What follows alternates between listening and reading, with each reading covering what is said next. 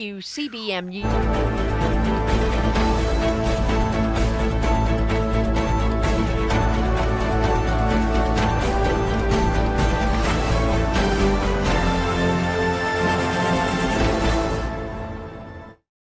Now,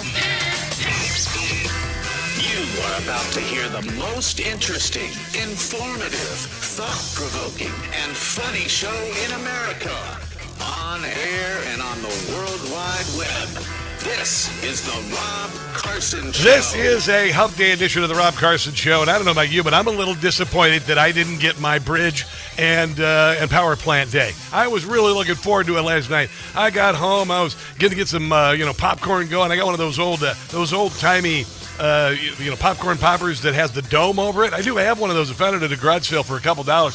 It's the best way to make popcorn. Air popping sucks. Who decided that was a good idea to make popcorn? But anyway, I had the old dome popcorn popper going there, and I was ready to just settle down and watch the bombing. And what the heck? Then we get some sort of a stupid ceasefire, whatever. And of course, the media goes absolutely bonkers. They went all day yesterday, absolutely bonkers, that Donald Trump was going to destroy the Iranian civilization and culture. I hate to tell you this, the Ayatollah did that like 47 years ago, okay? So honestly, just how about shut up? And now of course they're being and whining about the ceasefire. I mean, honestly, it is remarkable. We're going to get to all of this on the show as it goes on, but it's amazing. Donald Trump is playing them like a fiddle. By the way, just playing them like a fiddle. I thought I would start off with sometimes what I like to do with is a little bit of good news. We love to win. By the way, and that includes, by the way,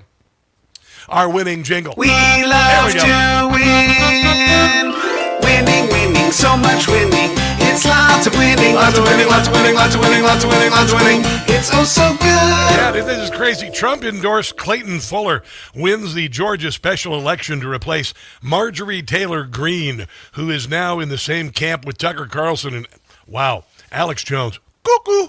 I mean, he's always been boo. And I usually don't talk about him because, some of his crazy fans will, start, writing me and stuff or doing weird like that, whatever. But anyway, she's on the same team with those people who forsook Donald Trump on a heartbeat like that because they don't understand Donald Trump like we do, okay? They just don't.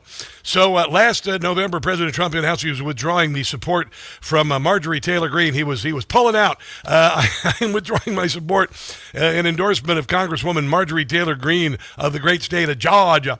And the reason being was that it seemed to all begin when I sent her a poll stating that she would have she should not run for senator or governor because she was polling at 12%.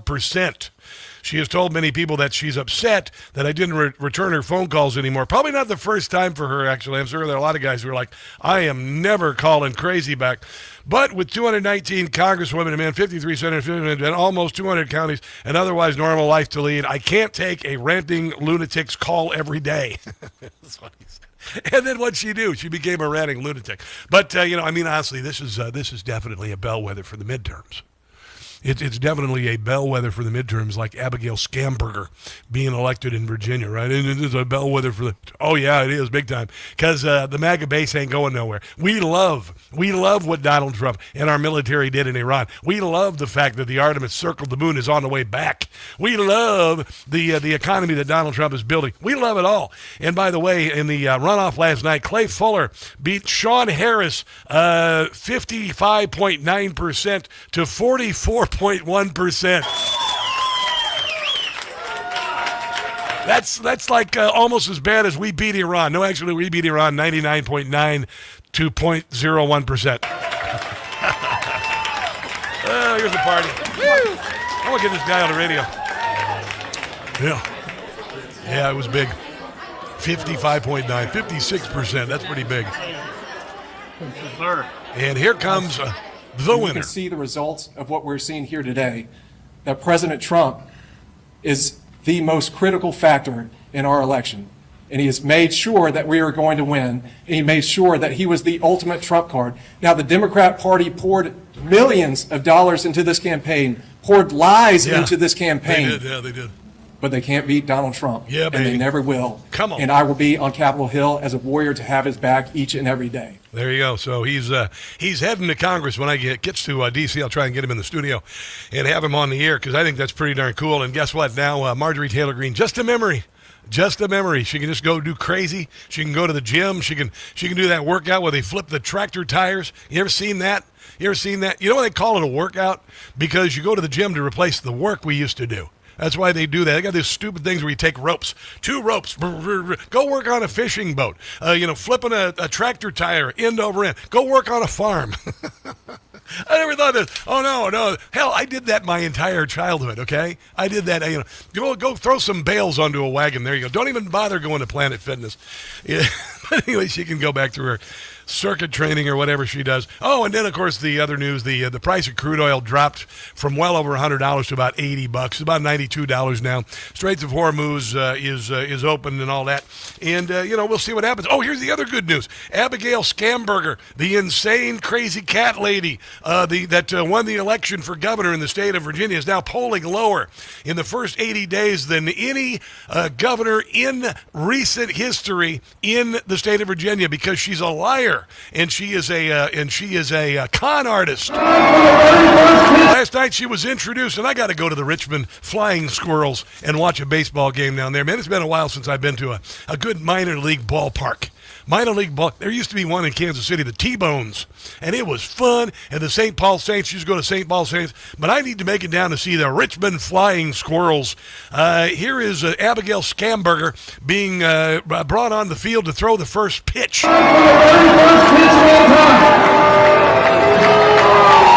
So she's throwing the first pitch, and she's the state's first governor, I guess. Female governor is what I was looking for. Thank you, Richmond. Yeah, baby. Woo! That's nice. There you go. Welcome to the Flying Squirrel. I want to go see the Flying Squirrels. I think that's not the most intimidating mascot. Flying squirrel, but they're kind of cool. You ever watch the videos of the flying squirrel? There'll be like a pet flying squirrel up on the curtain rod in your living room, and he'll just kind of leap and fly right into your arms. Your Shih Tzu isn't going to do that. No. Oh, and here's Jimmy Kimmel doing his best to propagandize and not be funny in front of a fluffed audience that laughs at everything he says. So all day today, everyone, most notably the people of Iran, were wondering if their civilization was going to die tonight. Well, good news, it didn't. It was the Taco Tuesday of all Taco Tuesdays. Our president he said Taco Tuesday. That's funny. It's Taco Tuesday. No, not really. It's just a line. Not to drop the children. What does Taco Tuesday have to do with dropping bombs on Iran? For at least another 2 weeks. He announced that at the request of Pakistan, which has been facilitating negotiations, he was giving Still waiting for a punchline. Go ahead. Iran 2 weeks to live. This is how it goes every single time. Trump says something insane. He says, I'm going to kill everybody tomorrow at 5 p.m. We all freak out. And then he's like, you know what, actually, I'll kill everyone in 2 weeks. Yeah, still really not a punchline. Not really a punchline there. Just kind of an editorial is what it was. And here's the thing for those of you who don't remember. Everywhere that radical Islam takes control, they destroy the country's heritage, history, culture, and civilization. Okay? Now, you may recall, some of you, if you were alive back when the Ayatollah took over, Iran had a thriving culture where women could go to work and they could dress fashionably and they could show their hair in public without being jailed, beaten, or murdered. Okay, and the men would actually marry the wives, and they would have an equal marriage rather than being subjugated or enslaved by that. Now, when was the last stinking time that you heard anything about the Persian culture or any of the other cultures that exist in Iran since the Ayatollah took over? Not one freaking bit. Not one bit about the Persians, not one bit about their history. You may recall when they go into different countries, they blow up statues carved in stone that existed in thousands of years. They tear down statues, they go into museums, and they wreck them. Okay, so Donald Trump was not going to destroy Iran's culture and heritage. That's already been destroyed by the Ayatollah. What Donald Trump is there to do is to wipe those people out who did such a thing to Iran and bring back the Iranian culture. No one else is saying this. No one else on broadcast media is saying this. The Ayatollah destroyed Iran's civilization and culture. There's nothing from pre-Ayatollah that exists. There are no giant scientific breakthroughs. There's no music breakthroughs. There's nothing but terror and violence. That is all that exists in Iranian culture now. The women wear hijabs. They can't show their hair. They can't be in public with a man who's not married to them. They can't have a job. They can't be educated. And the Ayatollah is control. You can't go to church. You can't go to a Catholic church. You can't go to a Christian church. Certainly, you're not going to be going to see a Jewish service. Okay, it's not going to happen. It's not going to happen in Iran. So honestly, this fear that Donald Trump was going to destroy Iranian culture and civilization is just so off the mark. So bloody off the mark. And I hate to tell you this. I don't know if you knew this, and maybe it's because you haven't been around 10 years.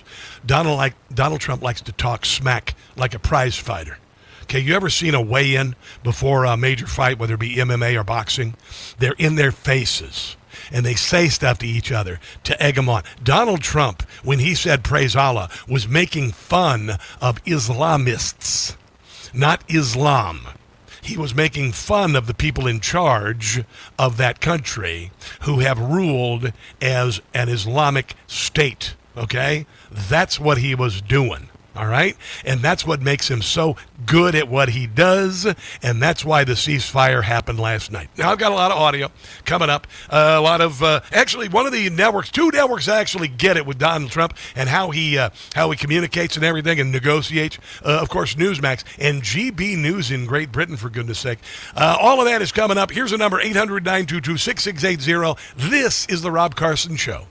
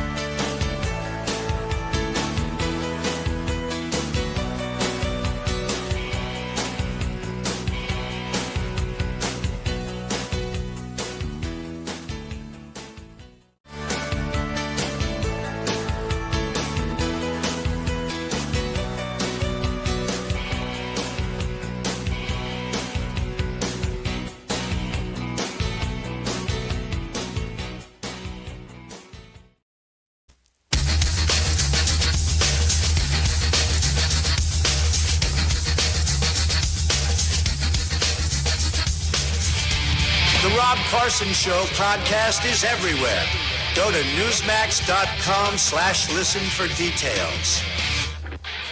I've said it before, a lot of people more wise than me have also said it. Take him seriously, but not literally, when he says that a civilization will die tonight. He's talking as a deal maker, not a politician. Yeah. Because when you're dealing with a religious theocracy that thinks nothing of slaying its own people, you have to speak in a language that they understand. He's putting a line in the sand for the Iranian regime because he is losing patience, and quite right too. Yeah, certainly a civilization and a culture that would ask children to hold hands around a power plant or on a bridge to keep it from getting bombed.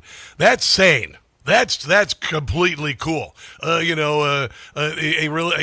government that believes in a caliphate and the 12th Imam will come and sweep everybody into hell who doesn't believe in Allah and all of that stuff, and enslaves women and stuff, and believes if they murder themselves, they kill themselves and kill a lot of innocents, they'll go to heaven or wherever the hell and get rewarded with a bunch of virgins. That's sane.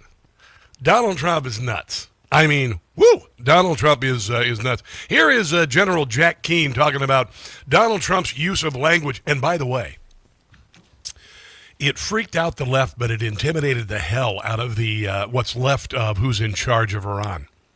It freaked the hell out of them. That's why they sent the children and the students at gunpoint to circle the power plants and bridges, because yesterday was supposed to be power plant and bridge day. Again, I'm a little disappointed. He uses rich and colorful language, and he uses it as leverage. He talks like a pro wrestler.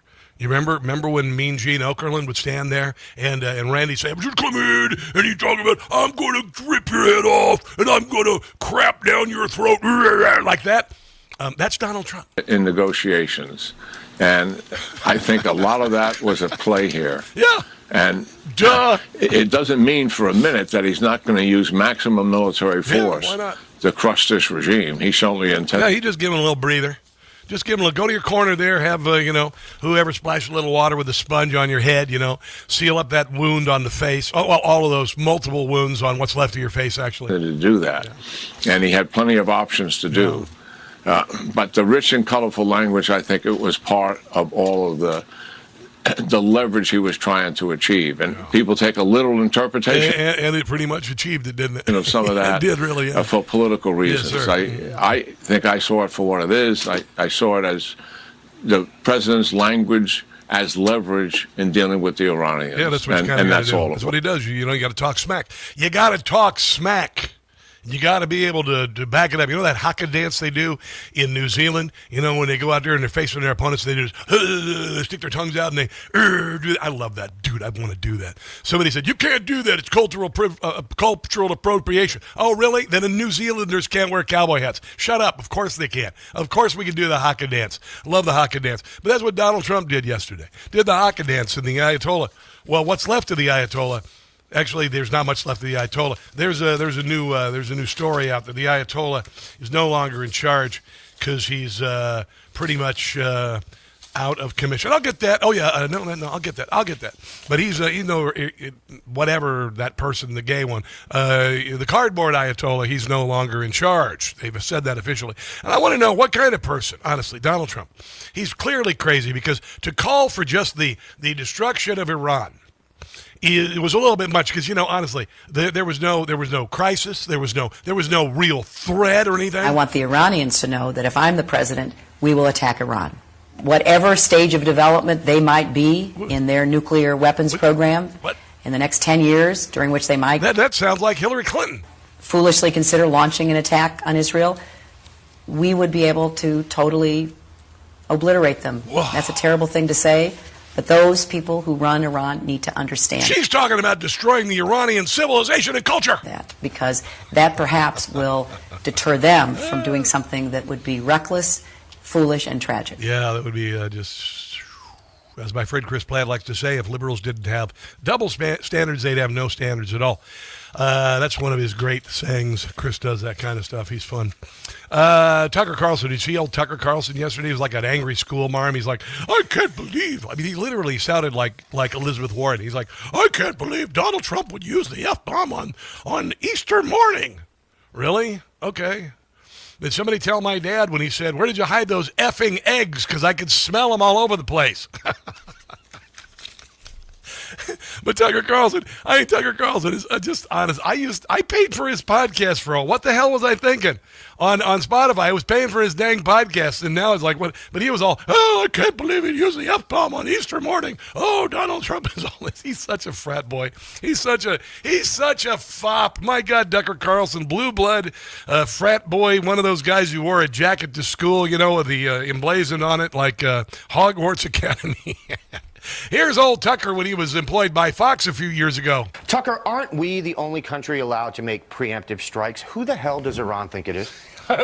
Actually, I know you're sort of kidding, but I agree with that. I think we are the only country. No, I'm not kidding at all. Rather, we are. That's absolutely right. The only country with the moral authority sufficient to do that. The only country that doesn't seek hegemony in the world. Hegemony. I do think, I'm sure I'm the lone voice in saying this, I think Iran deserves to be annihilated. I think they're lunatics. I think they're evil.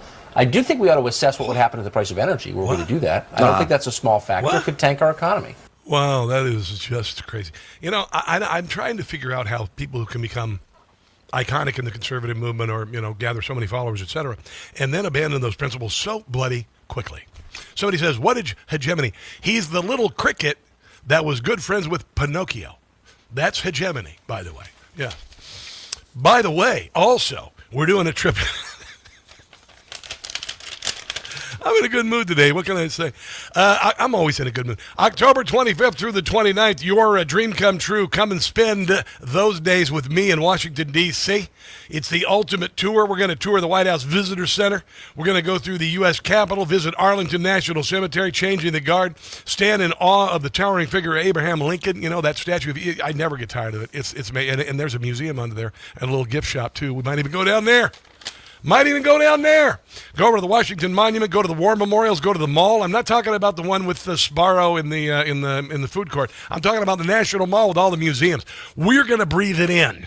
I will make sure you get the best trip to Washington, D.C. you could possibly get. Go to travelwithrob.net, travelwithrob.net. It's this fall, our 250th anniversary. Things are only getting better for this president and the country and the world.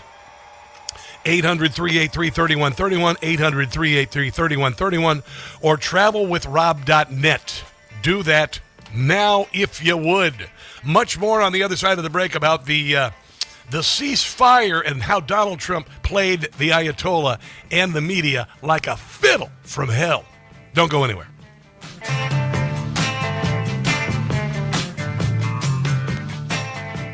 Hey guys, it's Carson. I just got a ghost bed.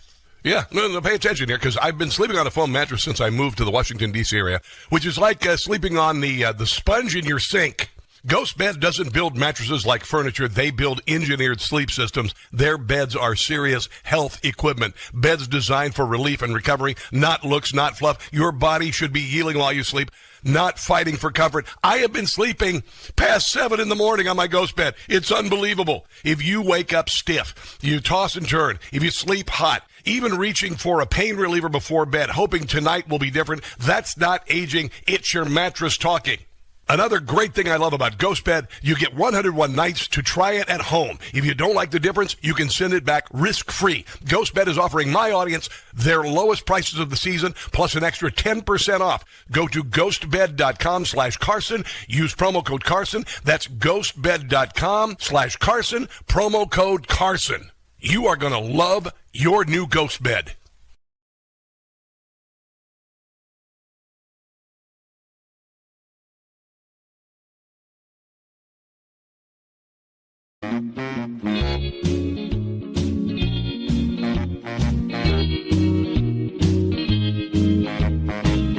Tehran's leaders are crumbling. They're being taken out. Their headquarters are crumbling as the U.S. shows its clout. And that should tell them time to surrender. Call it a day before our troops blow you away. Throw in the towel while you still can, or you'll be down to your last man. more new missiles they were making, with more nukes deployed. Down the sites they have been taken, and we are overjoyed. They ought to know it's time to surrender. White flag should wave. Soon will be nothing left to save.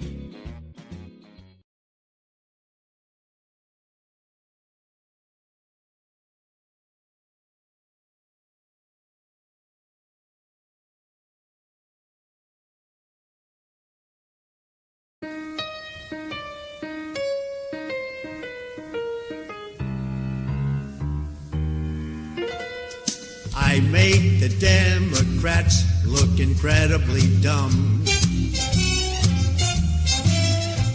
Inflation is down, the economy's starting to hum. Still, it's a real good bet, the best is yet to come. Best is yet to come since we bombed Iran. Taking out all their nukes, that was part of the plan. The border's secure once again. Illegals are getting in. Doge has saved us billions. This is what it's like to win. Best is yet to come, and it's gonna be fine. Best is yet to come. Hear the Democrats whine. Listen to them whine. The last laugh is mine.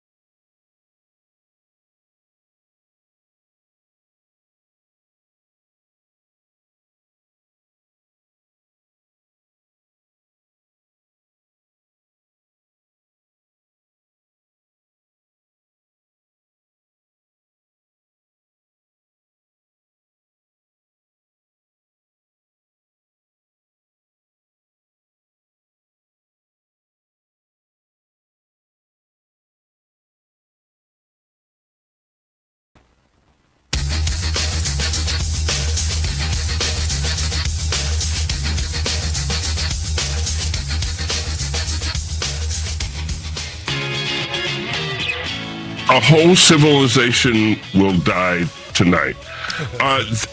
We've never heard Vladimir Putin say that. Does that guy just talk in slow motion or what? Never even heard Kim Jong-un say that. The President of the United States has gone into threatening to wipe out a 5,000-year-old civilization. No, the Ayatollah did that 47 years ago.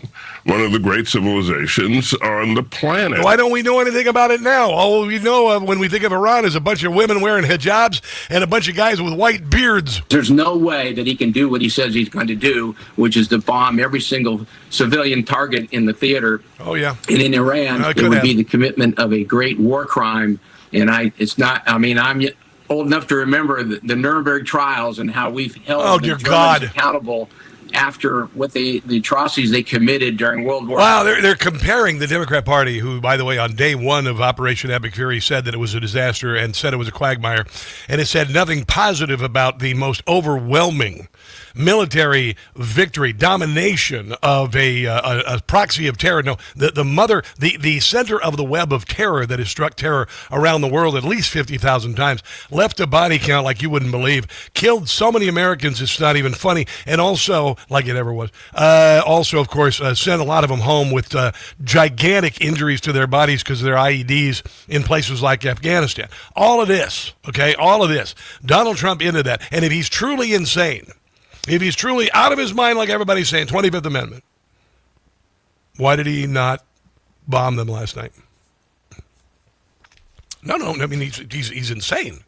He said those things yesterday, and clearly he's insane. Why didn't he do it? If it's insane, and he said he was going to do it, and he was going to wipe their civilization and their culture off the map, why didn't he do it? We need to be demanding that Congress convene today, and we need to be invoking the 25th Amendment. This is a very dangerous moment and a very dangerous president. No, we have someone who's completely unfit. You've been saying this for 10 freaking years. For office right now, sitting in the White House. We should stop an out-of-control president who is causing such harm to the American people. Cory Booker. We have a completely unhinged president who is threatening massive war crimes. Yeah, a completely unhinged president who made NASA relative again, shut down the southern border, brought $18 trillion in manufacturing bunch into America, 8 peace deals around the world, including one between Pakistan and India, which could have resulted in a nuclear holocaust. What a drill, baby, drill. I could go on and on. Joe Biden pooped his pants in the morning, went back to bed, and then on Wednesday went to Rehoboth to spend the rest of the week. 40% of his time was on vacation when he wasn't stumbling around on stage, shaking hands with people who weren't there. Honestly, shut up. I am told the great DeploraBella is on the Newsmax Hotline. Haven't heard from her a while. A glorious Wednesday to you, DeploraBella. Well, thank you, Rob. I'm going to begin by saying as a caveat that Donald Trump has access to far more intelligence than I do, his own and what he gets from his staff. Yes. And so I will not be surprised if he is simply playing four-level chess with these people and will come out with what I want. But here are my concerns. Yes. The same Democrats who yelled and screamed about Epstein have no problem with the Islamist law in Iran, which says, you're going to love this, women can marry when the age of girls, 9 years old. And if an Iranian man should choose to violate such a girl, he has no need to make her one of his 4 wives. Wow. So these misogynists, these tribal, predatory, horrible savages have access to as many young girls as they would like. Yeah. They are once again calling 12-year-old boys into their military. And you will recall when they were fighting Iraq, and that war should have gone on forever, they killed more than 1 million people. They used 12-year-old boys in the front lines so that they could be the victims of mines or IUDs or anything else. Hitler did that too, by the way. Yeah, go ahead. Yeah, of course.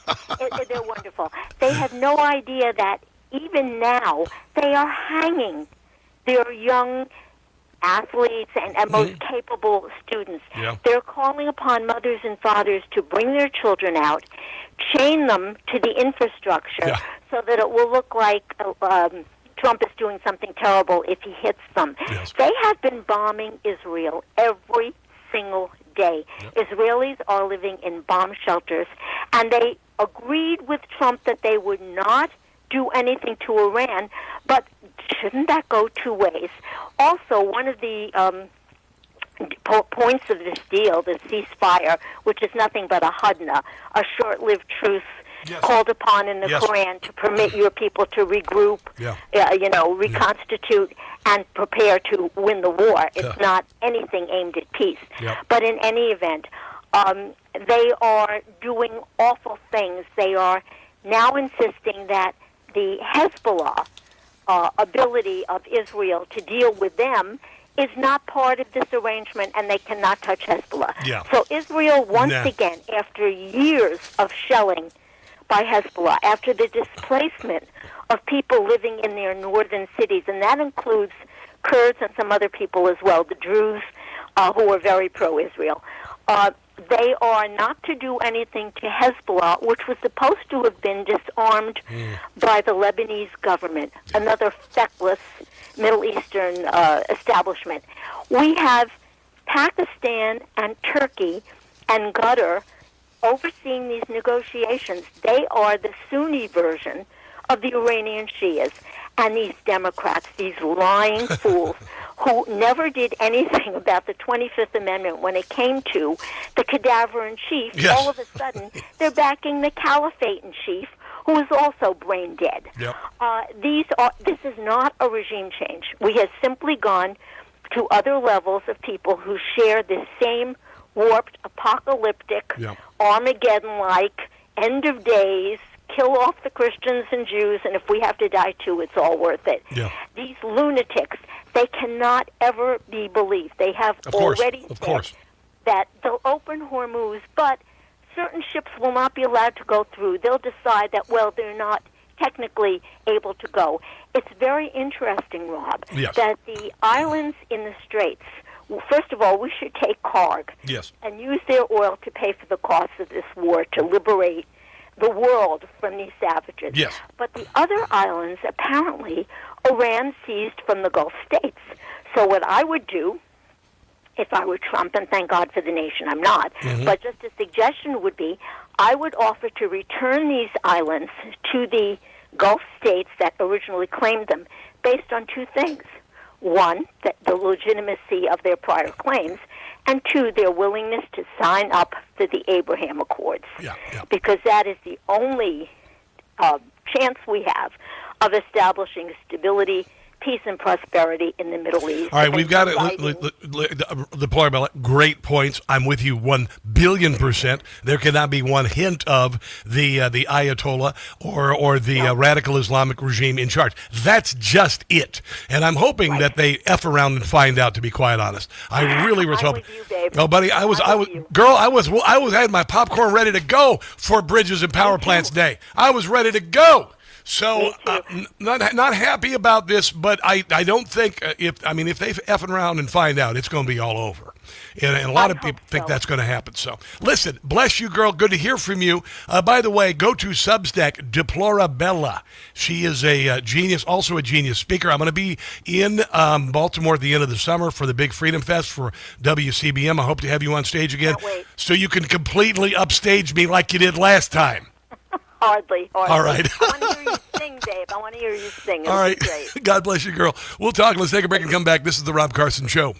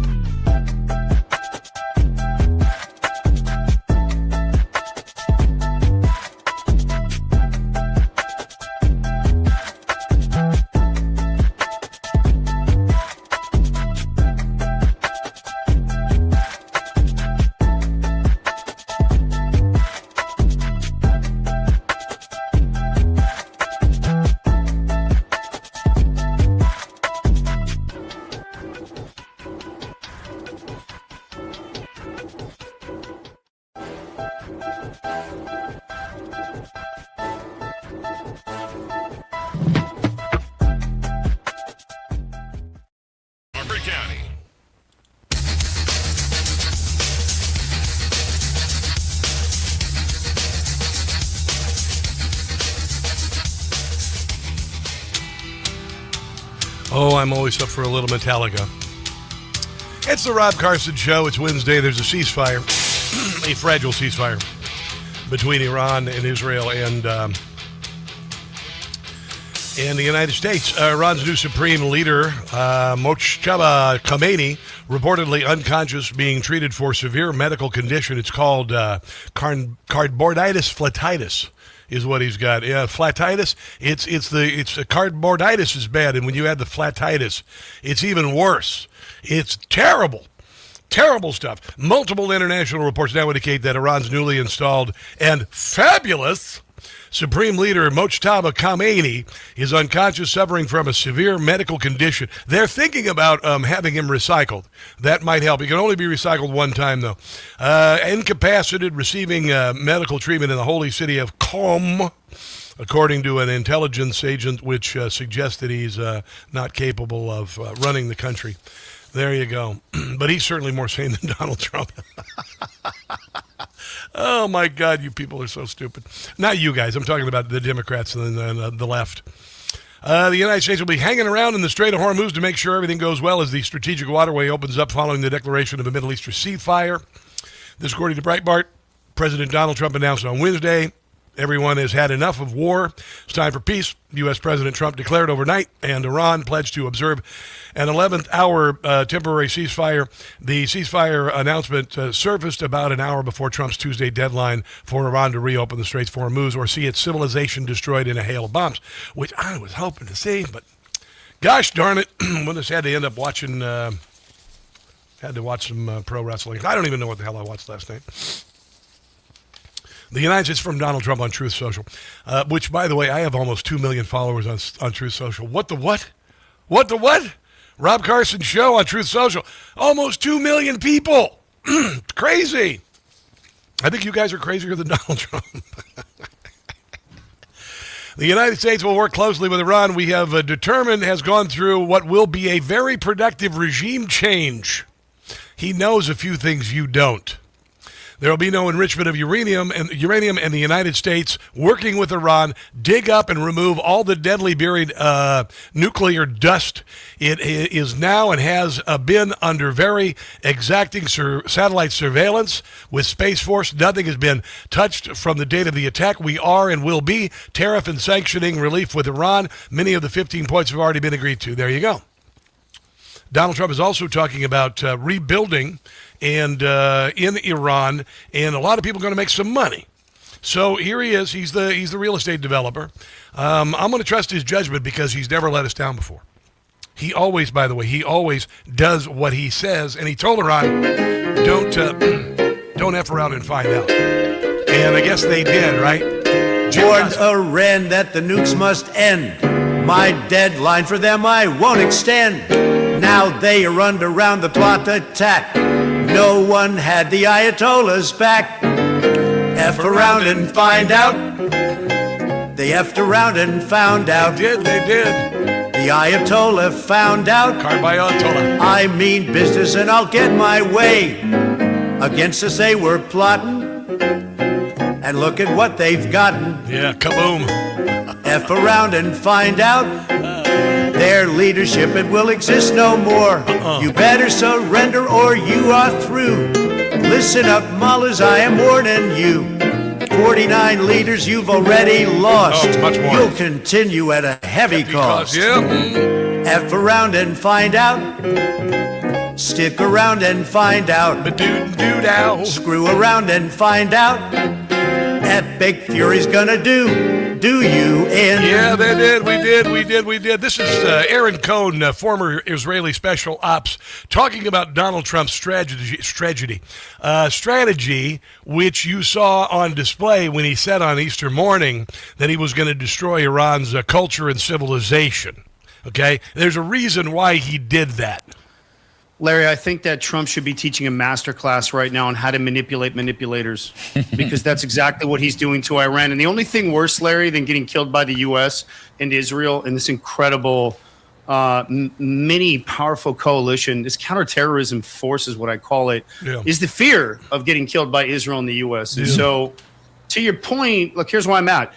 What you're watching right now is controlled pressure. This is the PSYOP. It's never been done before in the history of warfare outside of espionage. And Trump negotiating from a position of total dominance. And everything you're seeing right now, the statements, every rejection, keeps going back and forth, the deadline, but not the deadline.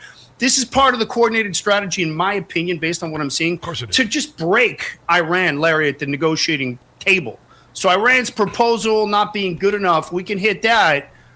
When he says to the Iranian, the proposal isn't good enough, that's leverage. That's the only thing that these mullahs understand. So Iran putting proposals forward, Larry, tells me everything I need to understand. Yeah, 100%.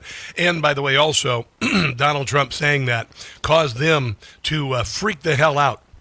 There was a sound of 900,000 collective bowel movements in their pants, the IRCG, on Sunday, on Easter Sunday, when they went, wow, this guy's a little nuts. He's not nuts. If he was nuts, he'd go, ooh, look, there are children surrounding the power plant. Let's bomb the power plant. Oh, you people are just so nuts. This is Paul Dudridge on GB News, which is, by the way, the Newsmax of Great Britain. I'm enjoying all the comments from Donald Trump, frankly. Me I too. can't believe some of the way that this war is being reported in the UK. But did you see how Megyn Kelly just freaked out? I'm sick of this, blah, blah, blah, blah, blah, blah, blah, I'm sick of it. Why? You don't get it. You don't get it. If you spent half as much time thinking about Donald Trump, his pathos, how he does business, and less time on your makeup, oh, did you say that? Yes, I did. If you just thought about Donald Trump, if you are a Donald Trump supporter who suffered through the slings and arrows that he went through, in many cases, censorship and whatnot, ostracization from our families and whatnot, then you would know why Donald Trump does what he does. And when he said that on Sunday morning, did we go gasp a little bit? And then went, okay, I got it. Let's take a break and come back. This is the Rob Carson Show.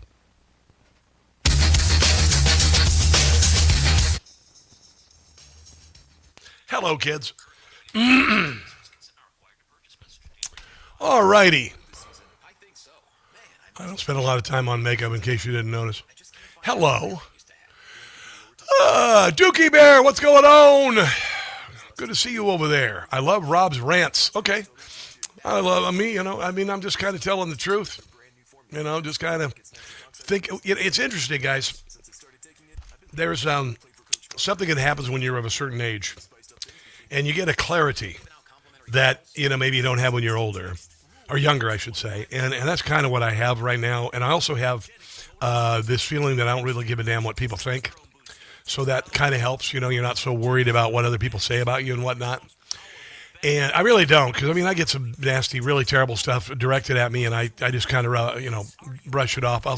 Somebody will say something like, about my appearance, and I'll say, are we on the playground, and are you in sixth grade? Are you an adult making fun of how whatever I look?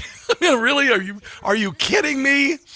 I don't have time for that nonsense. I just don't have any time for the nonsense. So, like a lot of the times, when you just think things through a little bit, and then it kind of comes to you, and it came to me in so many times over the years. I understood why this is happening. I understood why they called it disinformation. I understood why they did the COVID nonsense. I understood all of it. And it's because something happens at a certain age and you realize, this is why Rush Limbaugh said, I can't wait to get older. I was like, you're out of your mind. I kind of understand why. All right, I'll be here. I got some more stuff here.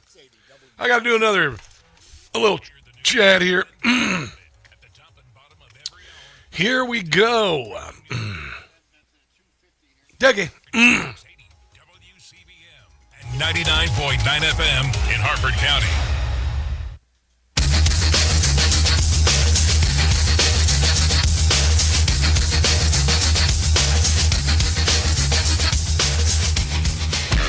And, and American media as well, to a great extent. It's like they would like the IRGC to be switching on the lights at Regent Street by the sound of it. It's like everybody hates Israel and the US, apparently, but they're the only bodies actually trying to take out the world's largest state sponsor of terrorism. And because they have this bottleneck, this Strait of Hormuz that they can control, we're supposed to tolerate it just on the proviso they're allowed to blow up a few school buses and they're allowed to take out teenagers and fund teenagers being slaughtered at music festivals as long as we get our goods and shipping through. And Trump is the villain for actually trying to stop this. I like this guy. His name's Paul Dudridge on GB News. Yeah, it's utterly ridiculous. You have to understand.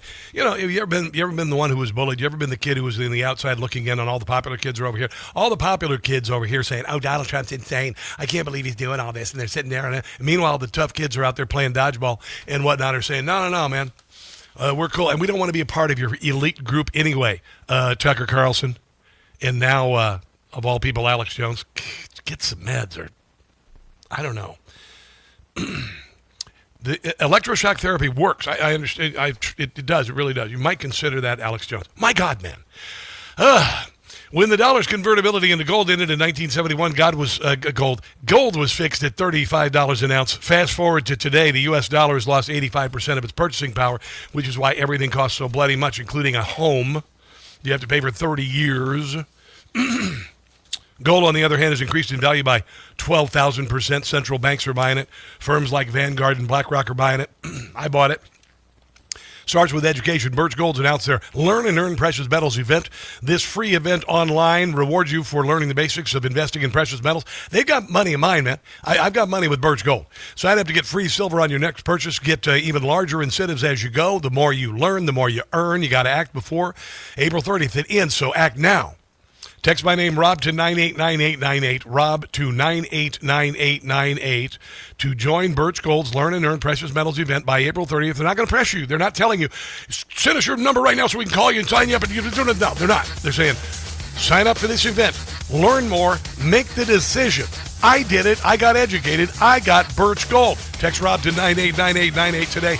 Coming up, the argument to take our Donald Trump out of office because the 25th Amendment falls flat. We've got that coming up on the Rob Carson Show. Don't go anywhere. No blind rhetoric. No talking down to me. Don't tell me how to think. Don't tell me how to think. Don't tell me how to think. I trust Newsmax. Newsmax. They don't tell me how to think. They let me decide. Real news for real people. Town Hall, I'm Bob Agnew in Washington.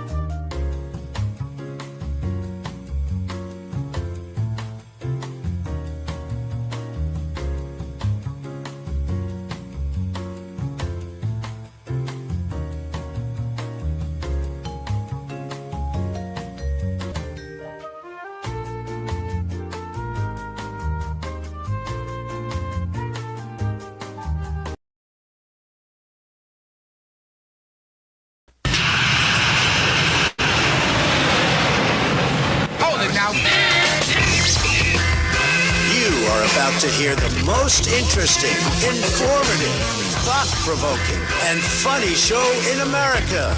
On air and on the World Wide Web. This is the Rob Carson Show. This is the Rob Carson Show, hour number 2 of the show, and we've got a lot to get to.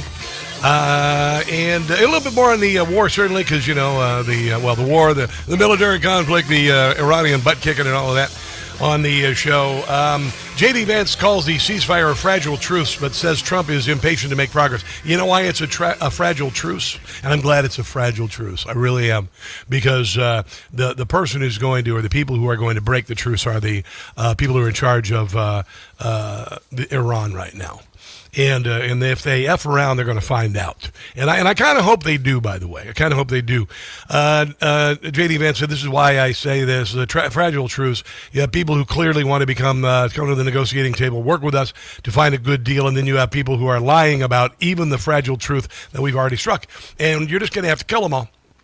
That's all. That's all. You're just going to have to kill all of them. Every remnant of the IRCG, every one who is not willing to look to a free Iran, just kill them all. This is a guy named Nathan Sales last night on Fox about some of the demands that the Democrats are saying Donald Trump capitulated to, which is a lie. Their wish list was exactly that, a fantasy wish list. They wanted us to withdraw all of our forces from the region. Not going to happen. No. They wanted us to pay reparations for war damage. Not going to happen. They wanted us to affirm that they had control legally over the Strait of Hormuz. Again, dead on arrival. So the big picture here, we need to watch and see how Iran responds now. And if they twitch, just a little twitch, just a little move towards that 6-gun, you just pull an outlaw Josie Wales on them. Now, this is a great development, potentially, but the key word in the president's post was subject. This is all subject to the Iranian regime agreeing to open the Strait of Hormuz now. And then we can have negotiations about the finer points later on. Let's watch and see what Tehran does. Have they blinked, or are they going to try and weasel their way out of a commitment to open the Strait? Oh, they're not going to get. They're not going to be able to weasel. They're not going to be able to weasel because we got a new sheriff in town. I mean, honestly, if you don't understand that by now, you never will. We've got a new sheriff in town. We've got the only president in the last 5 presidents who is doing something. Even Ronald Reagan didn't do anything. When they blew up a Marine barracks, he didn't do a dang thing about it. They've done nothing about it. And Barack Obama performed acts of gratification on it by sending them pallets of cash, and then Joe Biden freed up billions of dollars of their money so they could buy more missiles and do all that. It was a joke. It was a friggin' joke. And is anybody going to remember all the death and destruction they've caused? I mean, maybe you know somebody who came home from Iraq or Afghanistan profoundly injured or with PTSD. That was Iran doing that. Those roadside bombs, that was Iran doing that. Terror proxies all over the world. You know, October the 7th, Iran was involved in that. One of their terror proxies, Hamas is their terror proxy. Hezbollah is their terror proxy. Dear God in heaven, are you so twisted that you hate Donald Trump so bloody much that you cannot see how good this is for the entire world? Here is Scott Jennings calling out the morons on CNN who can't even bring themselves to believe what General Kane is saying about us waylaying Iran. They don't believe that we've blown Iran to bits. People just don't know who to believe anymore. And when you can't trust anyone, I mean, That's Tara Palmieri saying that you basically you can trust America as much as you can trust the Ayatollah. To conspiracy. Do you trust General Kane? He says we've destroyed like 13,000 military targets. You think that's a lie? I'm not sure because would it help if General Kane identified as a woman and dressed up like a woman? It would probably make all the difference for you. Chairman of the Joint Chiefs of Staff, General Kane. We have gotten so much not sure disinformation. See, this is moral relativity. Moral relativity is for people who are stupid.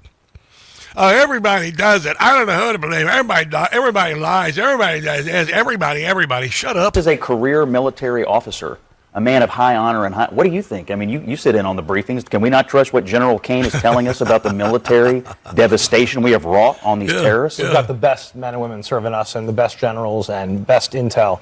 Day to day, those who work, these are career who do an incredible job. You know, at what point do we say that the people who are in leadership are the problem. We're not questioning the integrity Why didn't you say that when Joe Biden was the president? Derp, derp, derp, derp, derp. Here's Chris Murphy. He's, dear God, he is convinced that Donald Trump is bending over and taking it. Hormuz. So what do you hear in all this? I mean, listen, who knows what's going on? Donald Trump on day one when we vaporized the Ayatollah said it was a disaster. Lies every single day. Clearly, lies he's about not what? telling What does he lie about? The truth. But if you accept even part of the Iranian statement, Donald Trump has agreed to give Iran control of the Strait of Hormuz. That is a lie. That's an absolute untruth. That is extraordinary. If you go deeper into the statement from the Iranian National Security Council. Oh, wait. Hold on. He's reading from the statement from the Iranian National Security Council.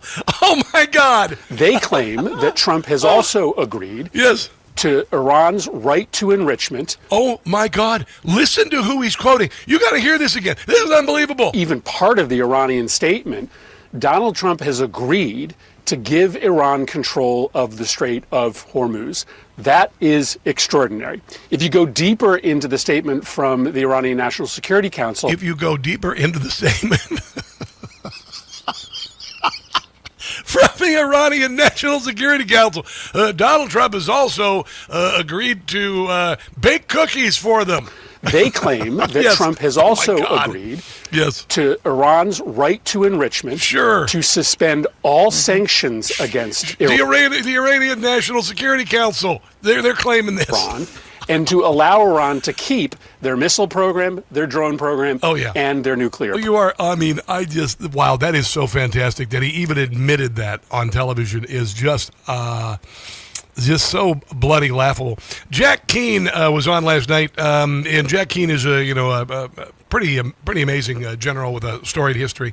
Not a big fan of the ceasefire. I wasn't either. I was hoping for power plant and bridge day. They have to give up and let us take away the nuclear enrichment that they absolutely have, and that's got to be in that deal, and it's got to be. He's obviously not reading the Iranian National Security Council points. Number one in the deal because. At the beginning of everything here, I was reading the Ayatollah's Twitter feed. It was about their nuclear capability. But think about what did the Iranian... the gay Ayatollah's Instagram page, he has some delightful boudoir photos on there. ...want here also. Why did they close the Straits of Hormuz? They closed the Straits of Hormuz simply to put pressure on the administration to stop the war. Stop the war. So let's understand what's at play here from the Iranian. You can't trust him. Can't trust him at all. And here's the general saying that Iran is using the ceasefire. And listen, it's not getting if it's not getting past you and me, it's not getting past the Trump administration. The fact that the Americans have stopped and the straits are open, ships are starting to flow again, that we would not have the stomach to go back and return to military. Why would we not have the stomach? We're kicking their asses. Operations. That, I think, is their strategy. And we'll see if that unfolds. We'll know pretty quickly when it gets down to the actual fine point. Hop around and find out. Points of the deal and how we verify it and the concessions they're willing to make. And we'll see what that is. Yeah, there you go. But meanwhile, the Democrat Party is kicking, screaming, doing a death spiral into hell, and they're willing to say anything. And I don't know if you knew this. They're saying that Donald Trump needs the 25th Amendment now because he's crazy. I'm not going to go through the list of all the great things that he's done, like bringing $18 billion of manufacturing back to America, sealing the southern border, getting Maduro out of Venezuela. You know, all of that stuff, all the peace deals and everything. That's not crazy. Crazy is sending pallets of cash to the Ayatollah. Crazy is, walking around on stage and shaking hands with people who aren't there. That's crazy. But here is Vin Gupta on MS Now, and he said Joe Biden was perfectly fine. Again, it doesn't need to be qualified. And Donald Trump has dementia. I think he's actually quite high functioning as an octogenarian and keeping up that schedule. And so, just from this is a subjective conversation. Zeke is offering his opinion. I can tell you what I see in my own clinic and what I see clinically. I think Joe Biden is actually quite robust. Okay, well, let's do a little flashback here, and you can see how robust he is. Folks, how are you? Making sure that we're able to make every single solitary person eligible for what I've been able to do with the COVID. If this is robust, I'd hate to see what the other patients look like. Excuse me, with dealing with everything we have to do with. Look, if we finally beat Medicare, we're providing housing for Black Americans. The impact on the choice, the idea that they're gonna. I'm proposing that everybody the millionaires pay 1%. So no one I would not raise the cost of Social Security for anybody. I got my handicap, which when I was vice president, down to a 6. And wants to get away with it. This is the moment that Jake Tapper said, I better write that book and acknowledge that I guess say that I didn't have any idea. Get rid of the ability of Medicare for us to be able to negotiate drug prices with the big pharma companies. Yeah, there you go. Let's go back to Vin Gupta. Relative to what we see normal aging at 81. More broadly, what I would say is exactly to your point. Wow. We don't talk enough about his opponent. There's signs of forgetfulness, judgment issues. We saw that last night in the speech he gave in Florida. The exact same things that we're talking about and scrutinizing the president about. No, that's absolutely not true. Here's an example of how on top of things that Donald Trump is. You know, he delivers these great addresses and everything. On Palm Sunday, Jesus entered Jerusalem as crowds welcomed him with praise, honoring him as king. They call me king now. Do you believe it? No king. I'm such a king, I can't get a ballroom approved. Yeah, sure. Yeah. Pretty amazing, right? I'm a king. If I was a king, we'd be doing a lot more. I'm doing a lot, but I could be doing a lot more if I was. Yeah, see, this is what I just can't stand about people like Vin Gupta lying like this, forsaking their whatever knowledge of any sort of medical condition, would lie like this to become a propagandist, like Joseph Mengele, I guess, to some degree. He was a doctor. Let's take a break and come back. This is The Rob Carson Show.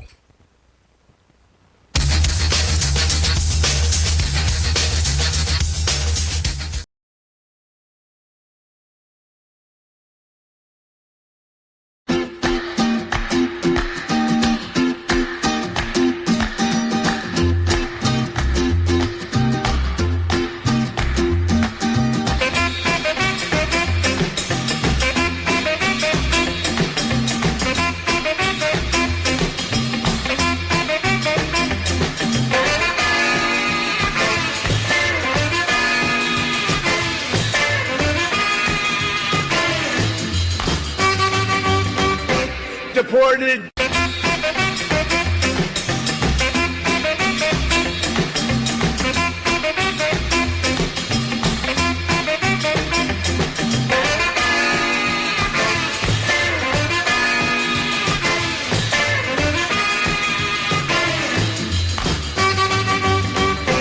Deported.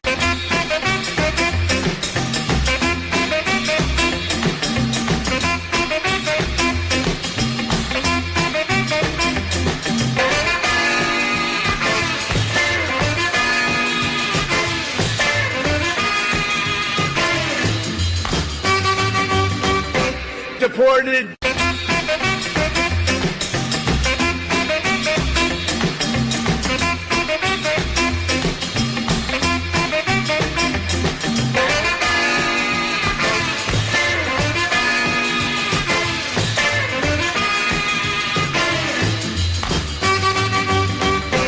Get him out. Ready? Are you ready? Get him out of here.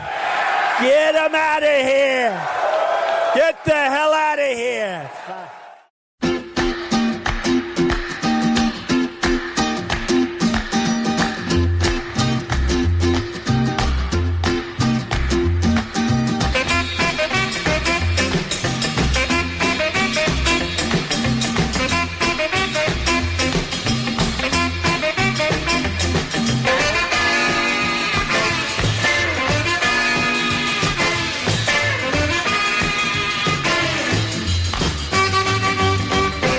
Deported.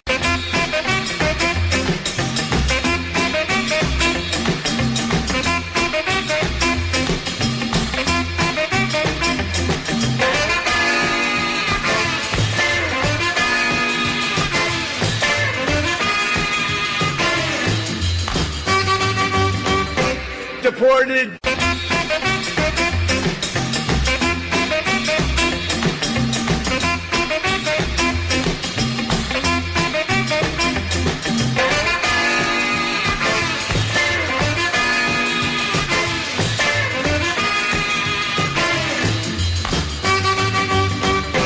Deported.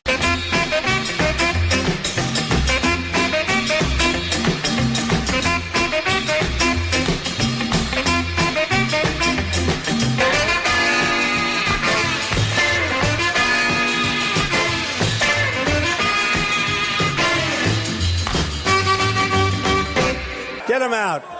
Ready? Are you ready? Get him out of here. Get him out of here. Get the hell out of here.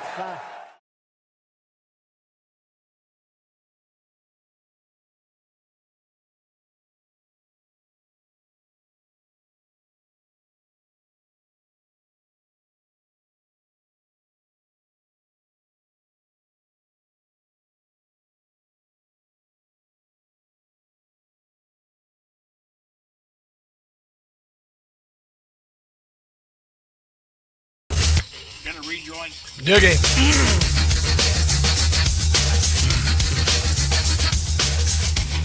But in most places on earth, they believe that your rights come from your government and from your laws.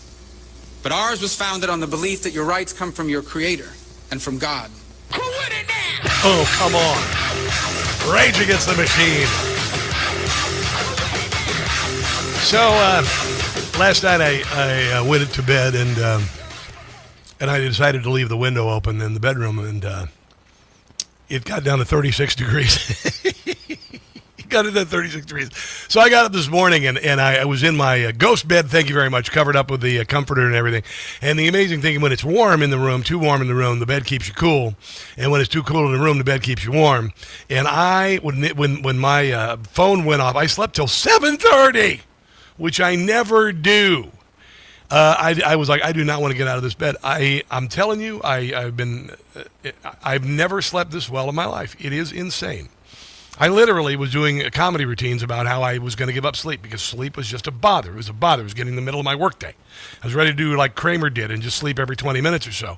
And then, slowly grow insane. Got this ghost bed. I open up, it pops up. It's a queen size pillow top kind of thing, not too hard, not too soft. And I put a comforter on it, got a new comforter and everything, new sheets and all that. And it just changed everything. It's not a typical foam mattress. It's not. It's American made. They're friggin' amazing. Ghostbed.com/Carson. Just do it. Just do it. Just do it. Just do it. And the price is going to blow you away. Because I've been to these, let's just say, mattress sales places where you go and you sit on all of the beds. And you can spend $8,000 on a king-size bed with a split, support, whatever, you raise the footboard and all that crap. $8,000, $10,000. Not even 20% of that. Ghostbed.com/Carson for 10% savings. It will change your life. I think we need some comedy. Iran's new leader, supreme leader, Nochaba Khomeini, reportedly unconscious, being treated for a severe medical condition known as cardboarditis flatitis. Jim Gossett. Khomeini, where are you? Could it be true that you've completely vanished? They say he's not in charge. You've become a ghost, maybe you're toast. Perhaps you have been banished. Comes as a surprise to me. Are you underground? You can't be found. Hey, that's not my department. Maybe he's in the closet. Can't get you on the phone. Are you alone? Or in some guy's apartment? A leader Iran needs, but Khomeini, not one person has seen you. He has a grinder profile. What else is new? Are you in hiding, or did someone stage a palace coup? We put him in a meat grinder. Against you! Haven't seen a hide nor hair. We aren't aware of your current location. Is Moshaba gone? Maybe he's on a permanent vacation. Yeah, there you go. Jim Gossett, Patreon.com, Jim Gossett Comedy. That's one of my favorites. Patreon.com, Jim Gossett Comedy. Give him $10 a month or whatever. Maybe 20, maybe 30. I don't care. But help him out because he's the most creative. He is a virtuoso. I'm not kidding. He's a virtuoso. He doesn't just play the piano. He's a virtuoso. He's amazing. Real quick, Rob Finnerty last night on Newsmax. Some of the best commentary you're going to see on television is on Newsmax. Rob Finnerty was talking about how, they say, oh, yeah, Donald Trump needs the 25th Amendment because he's got dementia, even though everything he does is right and it's working and the economy's kicking butt and we're kicking around his butt and all that. Listen to Finnerty's breakdown of this. Our pilot was rescued safely because of Donald Trump, and that's the difference between competent leadership and whatever it was we had in the White House before. And if you think I'm being too sycophantic, listen. This is too much for Newsmax, look at this right here. Again, take a look. This is the U.S. evacuation of Afghanistan during the Afghanistan withdrawal under Joe Biden. Yeah. Same military, different man running the show at the White House. Take a look at this. Again, same military, different American president. And then, after 13 U.S. service members were killed by a suicide bomber at that airport, listen. The U.S. Army retaliated, but instead of hitting their target, they missed, and they killed an innocent family. 10 innocent people were killed, including 7 children. But this is how our military, under Joe Biden, described that strike after it happened. Again, after we murdered 10 innocent people. Were there others killed? Yes, there are others killed. Who they are, we don't know. We'll try to sort through all that. But we believe that the procedures, at this point, I don't want to influence the outcome of an investigation, but at this point we think that the procedures were correctly followed and it was a righteous strike. If the procedure is kill an innocent family, then you really nailed it. A righteous strike. That's Mark Milley right there. 10 innocent people, 7 children, 1 3-year-old little girl killed. And he says it was but those children could be chained to a power plant to keep it from getting bombed. A righteous strike. Thank goodness that is in the past. That was then. This was today after the most daring and successful U.S. rescue mission we've seen in decades, and after failures that have all been made into movies. Every U.S. failure gets made into a movie. True. Benghazi, Black Hawk Down, Behind Enemy Lines, Lone Survivor, Joe Biden. That'll be a movie. It'll be a bad one. Here was our military leadership and CIA leadership today. Mr. President, I've had the privilege of seeing you act with political courage in the best interest of the United States up close on a daily basis, and I'm grateful that this successful mission has given the American people a window into that as well. Now, I told you, Democrats die like movie vampires. They try to drag you kicking and screaming into hell with them. And that's what they're trying to do. They're trying to overwhelm you with lies. When we had a most successful extraction of servicemen from a dangerous area, we had flew around the moon. None of them had anything good to say about it. Instead, they screeched. And now they've got a ceasefire in Iraq and in Iran, and the Strait of Hormuz is open. They're saying Donald Trump is insane. An insane person would have killed those children around the power plant on the bridges. And this is all they have. They are banshees, howling banshees from hell. And I told you, the only way we're going to win this is to overwhelm them with joy and patriotism. I'll handle the mockery and ridicule and satire, and let Donald Trump handle the butt kicking. It's working. It worked in Georgia. Marjorie Taylor Greene's seat has been taken. Not the first time. Kaitlin Bennett, founder of Liberty Hangout, joins us on the other side of the break. Don't go anywhere.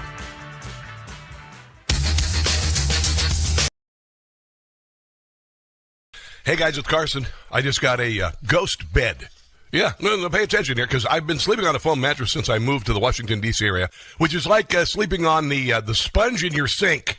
Ghost Bed doesn't build mattresses like furniture. They build engineered sleep systems. Their beds are serious health equipment. Beds designed for relief and recovery, not looks, not fluff. Your body should be healing while you sleep, not fighting for comfort. I have been sleeping past 7 in the morning on my Ghost Bed. It's unbelievable. If you wake up stiff, you toss and turn, if you sleep hot, even reaching for a pain reliever before bed, hoping tonight will be different, that's not aging. It's your mattress talking.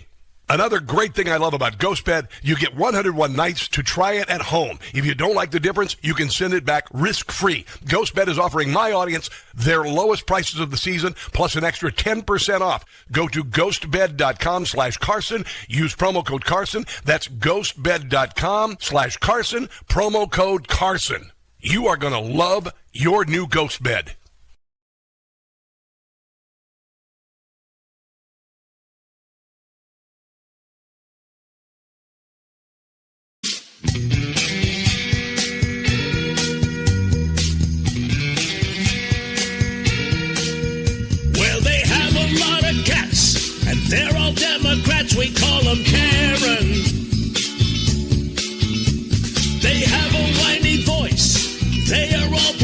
and mostly barren. They're cat ladies. Whoa, whoa, whoa, they're cat ladies. Talking about some miserable ladies who have clearly lost their minds.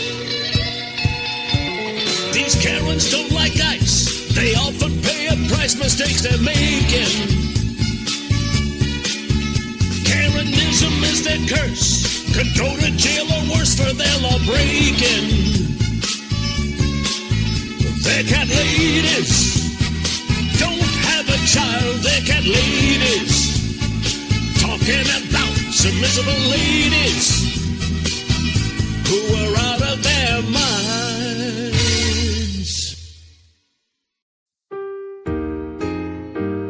When you're a man who calls himself a girl, it can be a bonus. When you compete with women, you have to hide. Ooh, that pair of cojones. I can cycle against the girls, that's my choice. I can steal their medals with this manly voice, 'cause the left makes me feel. The left makes me feel. The left makes me feel like a transgender woman. When I compete with females, I'm the one that's feared, 'cause I'm the only person in the race with a beard. But somehow I feel the left makes me feel. They make me feel like a transgender woman.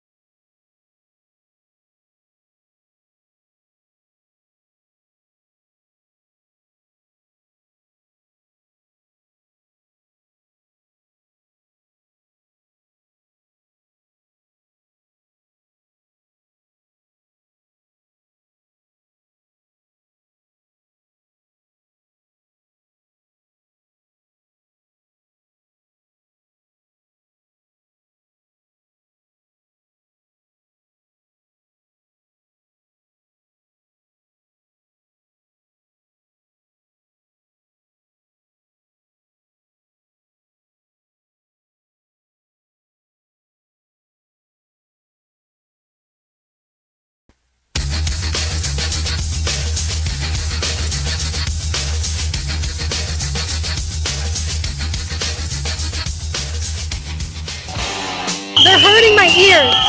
Are you gonna have them stop hurting me? They're following me. They are following me and hurting me. I know your ears are hurting too. So you're walking away from them hurting you guys. Step away from me now. Step away from me now. Step away from me. And knock me the f*** out. Leave me the f*** alone, girl. Oh, you're that violent woman. I remember. I told you I'll knock you clean the f*** out. Hey, you guys are hurting me. No, Donald Trump is the insane one. That is Kaitlin Bennett on the No Brains protest on March 30th as elderly people and others became violent and the authorities did nothing to help her out. Kaitlin Bennett, the founder of Liberty Hangout, is on the Newsmax Hotline. I wanted to come down there and kick some serious butt in Kissimmee, by the way. Yeah, well, you would have done more than the cops did. So. Oh, I swear.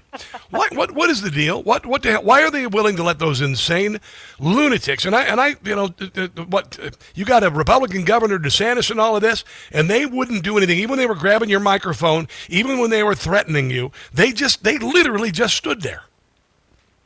Well, we actually have something that we haven't released yet. We're going to make a whole video on it. This police department actually reached out. They didn't reach out. A journalist reached out to them asking for commentary and a comment based on what happened and how they didn't do anything. And they wrote back a giant long paragraph about how I should have known that I wouldn't be welcome there. Oh, my God. If you look at the officers, all of them, they all have accents. They all have, interesting last names. All of them are migrants. Wow. And so I have a feeling they lean a certain way. Yeah. They were not going to get involved to help me and go against the people who they stand with. Wow, that's kind of interesting. So say, for instance, the civil rights workers who went to the South and happened to go to a KKK rally to protest, it would be their fault if they were murdered, is what you're saying.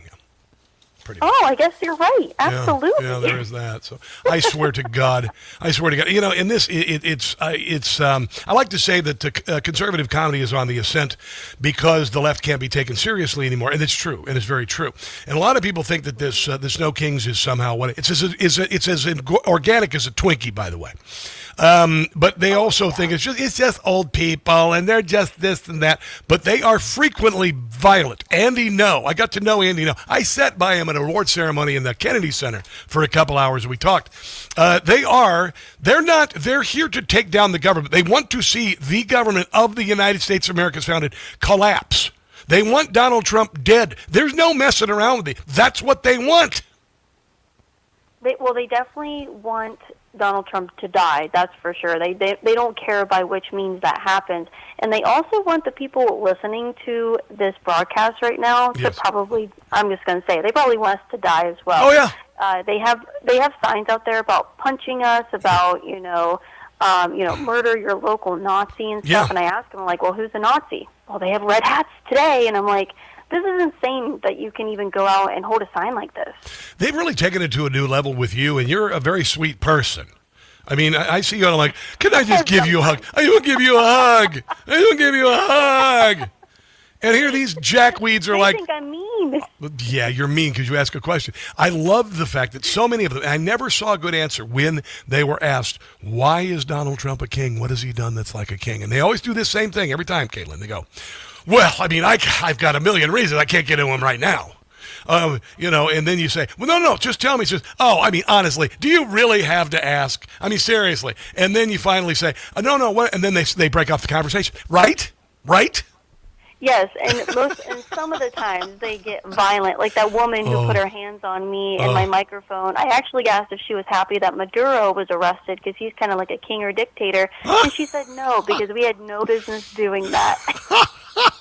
I love it. Here's a little bit from Andy No, talking about No Kings. Listen to this. Yeah, and I think the whole movement of No Kings it operates on deception. People have forgotten that not even a year ago, No Kings was linked to deadly violence when one of its so-called security, thinking that there was a MAGA threat in Utah, shot at a man and ended up killing one of the attendees. And people. By the way, they're the same people who were at the Elon Musk is a Nazi protest. I went to that, a year ago when Elon Musk was a Nazi and now he isn't anymore.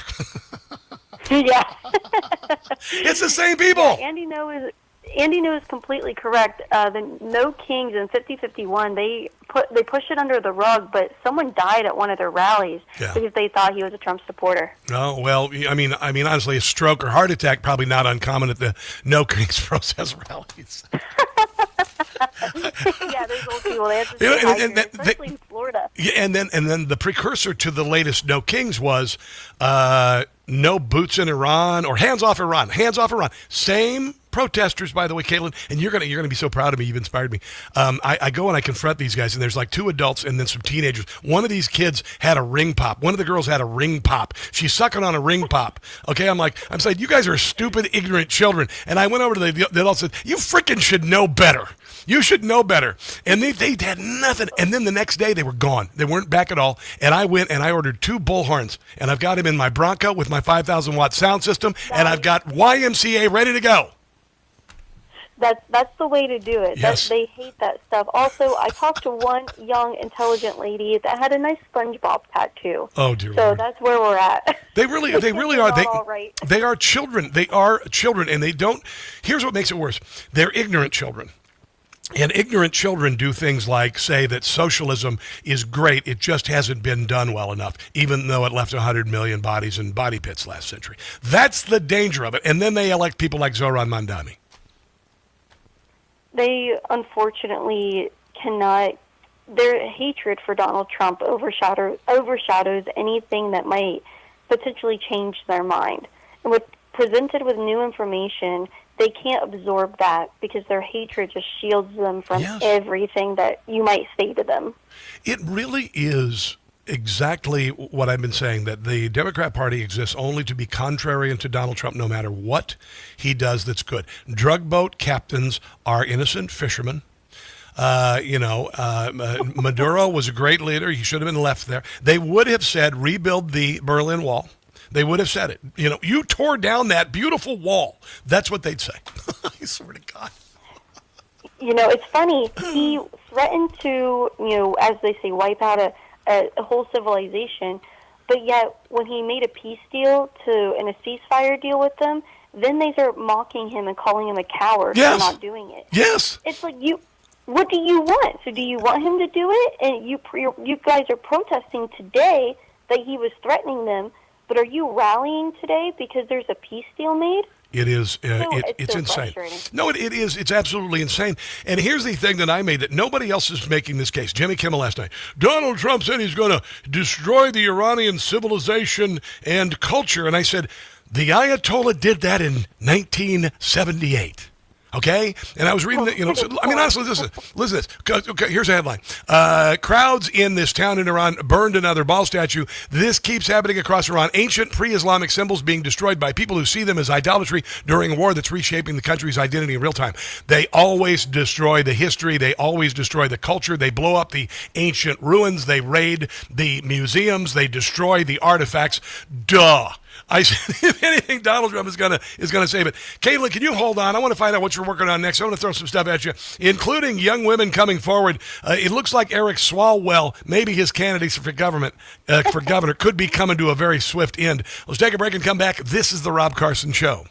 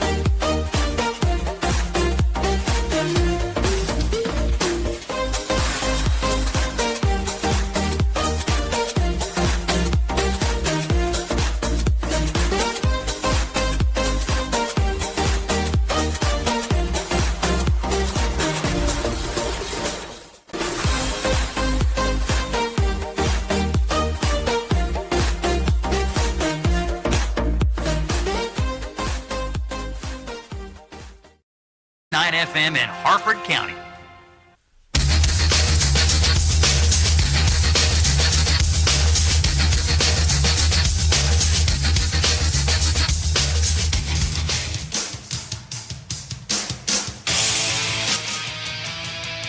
Allegations of sexual harassment against Eric Swalwell before a major news outlet published the story. So let me be as clear and transparent about that as I safely can be. I am personally working with a group of women who want to come forward and share their stories. I am also aware of a much larger group that is also in this process that I am not personally working with. We have secured pro bono legal representation for them, and they are in the process of sharing their information with major outlets while ensuring that their legal and physical safety is protected. That process takes time, but the number of credible women who have come forward since I posted my first video is really shocking, and all of them moving forward together has greatly expedited the timeline of this whole process. Now, that is Cheyenne Hunt, Gen Z for Change, announcing that a whole lot of women on Capitol Hill, Eric Swalwell was having sexual dalliances, not necessarily by their choice. Typical sexual harassment stuff, typical like pre-Clarence Thomas hearings kind of stuff, that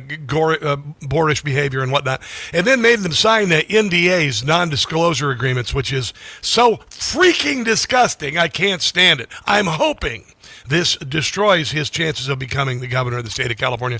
Kaitlin Bennett, the founder of Liberty Hangout, at Twitter on Liberty Hangout, also YouTube Liberty Hangout. What do you think about this?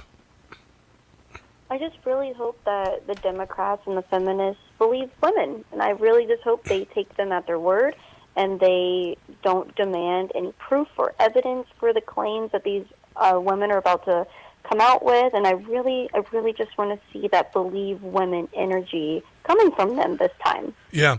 The media really did Tara Reid an unbelievable disservice. She went to Washington, D.C., like so many young women in 1993, to become a part of the political machine, to become, to move up in the political world. And she was made to serve cocktails. Then, of course, Joe Biden used a gym bag to get on an elevator with her and penetrate her with one of his digits. She was summarily put in a corner office like the guy with the red stapler in Office Space, and then had her career destroyed. And I'm assuming that this happens quite frequently in Washington, D.C., Kaitlin Bennett. Oh, we absolutely know that it happens quite frequently. A lot of times, these women who go and they're staffers and they just want to be a part of what's going on, they want to make a difference, and they get connected with these people, and then they're abused by these people. Because, I mean, what do people do in positions of power that... And politics, they do not attract the best kinds of people. We all know that. And I know there's so... And what's sad is that there's so many other reasons why he should not be the governor of any state. Yeah. But yet, the people of California are just so far gone that... Now we have to hope that this is what destroys him. Swalwell spends his dinner bragging about orgies on Capitol Hill, telling them he's bored of his wife and only bleeps tens. This, according to someone who overheard him at dinner and apparently recorded a good share of the conversation a few months ago. I remember reading about that. And of course, we all know that he had a dalliance with Fang before the CCP took her out of the country. They ordered Chinese takeout. Is that I have to say that? I confronted Swalwell once in Congress. I was on Capitol Hill, and he came out of somewhere, and I followed him, and I'll have to dig up the clip. It's back years ago when he threatened to nuke gun owners in America. Do you remember that? Oh, yes. Yeah, so I chased him down the hallway, and he would not respond to me. Now, did you see the special election in Georgia last night? The Trump-backed candidate won 55 to like 44%. Democrats are saying that by Abigail Scamberger getting elected over here in Virginia was a bellwether for the midterms. And I've said from the beginning that's bullcrap, because the Democrat Party is nothing but contrarian to Trump, and they're insane. And so if anything, they're very dedicated. Oh yes, but I don't think the numbers are there. I think that there are so many people who are leaving. Like to say, Kaitlin, is the Democrat Party expects people with D's in front of their names to vote for them no matter how nuts they are. For instance, 70% of Democrats believe in voter ID. 100% of Democrats on Capitol Hill do not. Okay. And so they expect, no matter how extreme their ideas are, that the Democrats will vote for them anyway, and they expect the illegals to make up the difference to win the elections. And I think that, Harmeet Dillon and others are going to prevent that from happening. Well, we also have to think about this No Kings is not only just something for money. There's a lot of money behind it. Yeah. But it's also kind of like a psyop. It's to discourage Trump supporters from going out and voting, Republicans from voting. It's to really encourage people. But what I hope that it kind of does is convince all these Democrats out there that they don't have to go and vote because there's so many people who are just going to take care of it for them. So hopefully it works in the opposite direction, but we have to be vigilant. Of course. Vigilant, and we have to keep voting. And by the way, did you see Spamberger's? Her approval ratings dropped the lowest in recorded history for Democrats in 80 days because she lied and all that. You got Westmore in Maryland is underwater over there, and you also have Nick Shirley, who's in Maryland. A lot of stuff going on, a lot of balls in the air. I truly believe we're in a battle of good and evil, and good is turning evil back on its heels, not only in Iran but also in this country. Kaitlin Bennett, you're a rock star. You are a rock star. You got any new video? You got any new videos coming that we want to brag about here? You want to tell us about? Go. There will be one today. Someone tells me that I should be punched because I'm a Nazi, aka a Trump supporter. So it's good. It'll be on YouTube at Liberty Hangout. Go check it out. All right. God bless you. Have a glorious weekend. And if anytime you want me and some of my homies to come down and kick some ass, we'll do it for you. Okay. Sounds good. All right. Take care. Let's take a break and come back. This is the Rob Carson Show.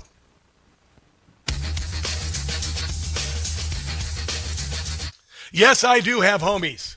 In response to your next action, I've got homeboys, hillbillies, and Hebrews who are my friends. They are bikers and all sorts of people. I do. Look at you guys talking here. Look at all you guys over there on the YouTubeage. Deplorable Dinosaur and JSont 443073. How are you? Got some new names on the One Charcoal One. What up? One Charcoal One. Hit Rob's like button. Oh, yeah, please, ladies, hit my like button. Make it go crazy. Oh, you did. Oh, do it again. Do it again. Let's see who's watching over on the Rumbly Roo. Carrie Corley, Janine Page, Dookie Bell. Are you guys going to come and see me in Washington in the fall? I think you should. It's going to be a lot of fun. You're going to have a good time. All right. You guys were talking about having lunch. Guys, I want to tell you something. This indoor smoker, last night, actually the last 3 times I made chicken, not only is the best smoked chicken I've had, it's the best chicken I've had. Chicken breast without skin, moist, and unbelievable. You can't roast chicken breast in the oven without skin on it and have it be perfect very often. This makes it's by indoor smoker. I'll give you the details. You got to get one. GE Profile. It's a GE Profile. GE Profile. There you go.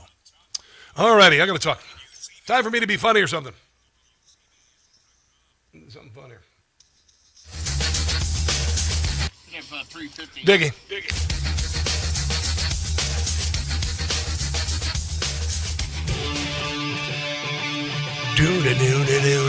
Godsmack for you.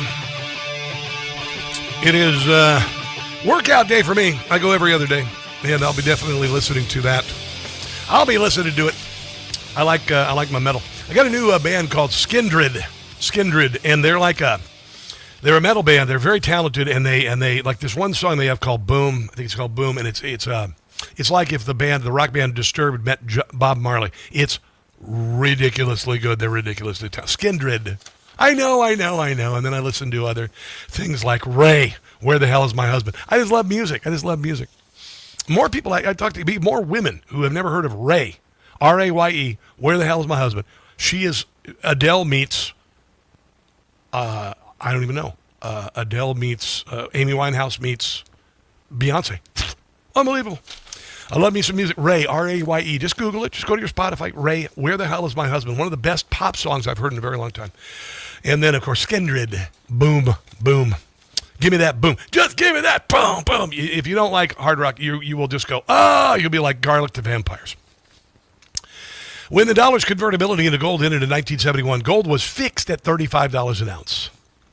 Fast forward to today, the U.S. dollar has lost 85% of its purchasing power. When Joe Biden was the president, the price of a used car doubled, the price of a home doubled. Now an average home in America costs $420,000 a year. That means $3,500 payment a month. And what do you got left over after that? Zip, zero, nada. Central banks are buying gold. Why? Because since 1971, gold has gone up 12,000%. Probably a good idea to have some. It's always going to be precious. But you got to learn about it before you invest, of course. Birch Gold has got a Learn and Earn event right now, and you can actually earn online awards as you learn the basics of investing in precious metals. So you sign up and get a free purchase, a silver on your next purchase, get even larger incentives as you go. Then the more you learn, the more you earn. And it ends, by the way, April 30th. So do it now because it's already the 8th, for goodness sake.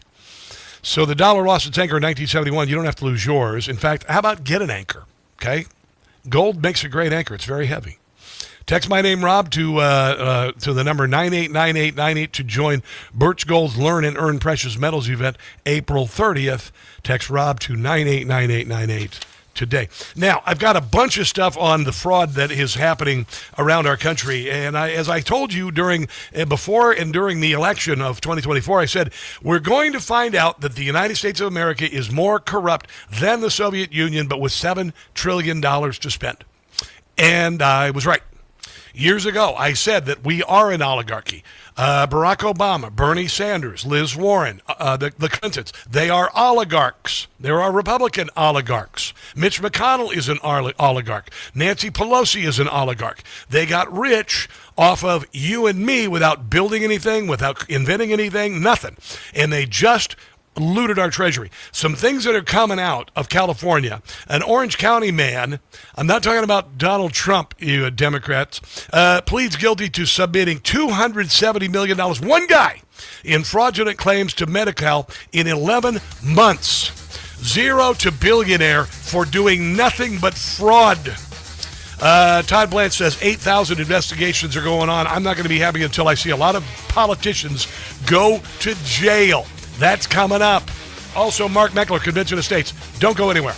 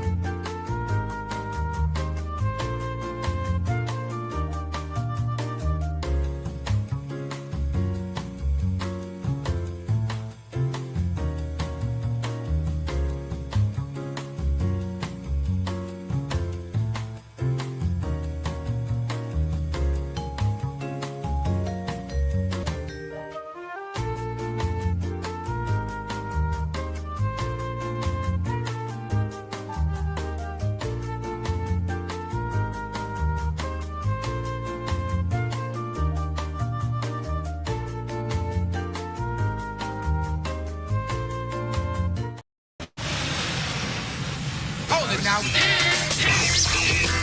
You are about to hear the most interesting, informative, thought-provoking, and funny show in America. On air and on the World Wide Web. This is the Rob Carson Show. This is the Rob Carson Show. This is hour number 3. Joining us at the bottom of the hour, the great Mark Meckler, the founder of Convention of States, the president of Convention of States.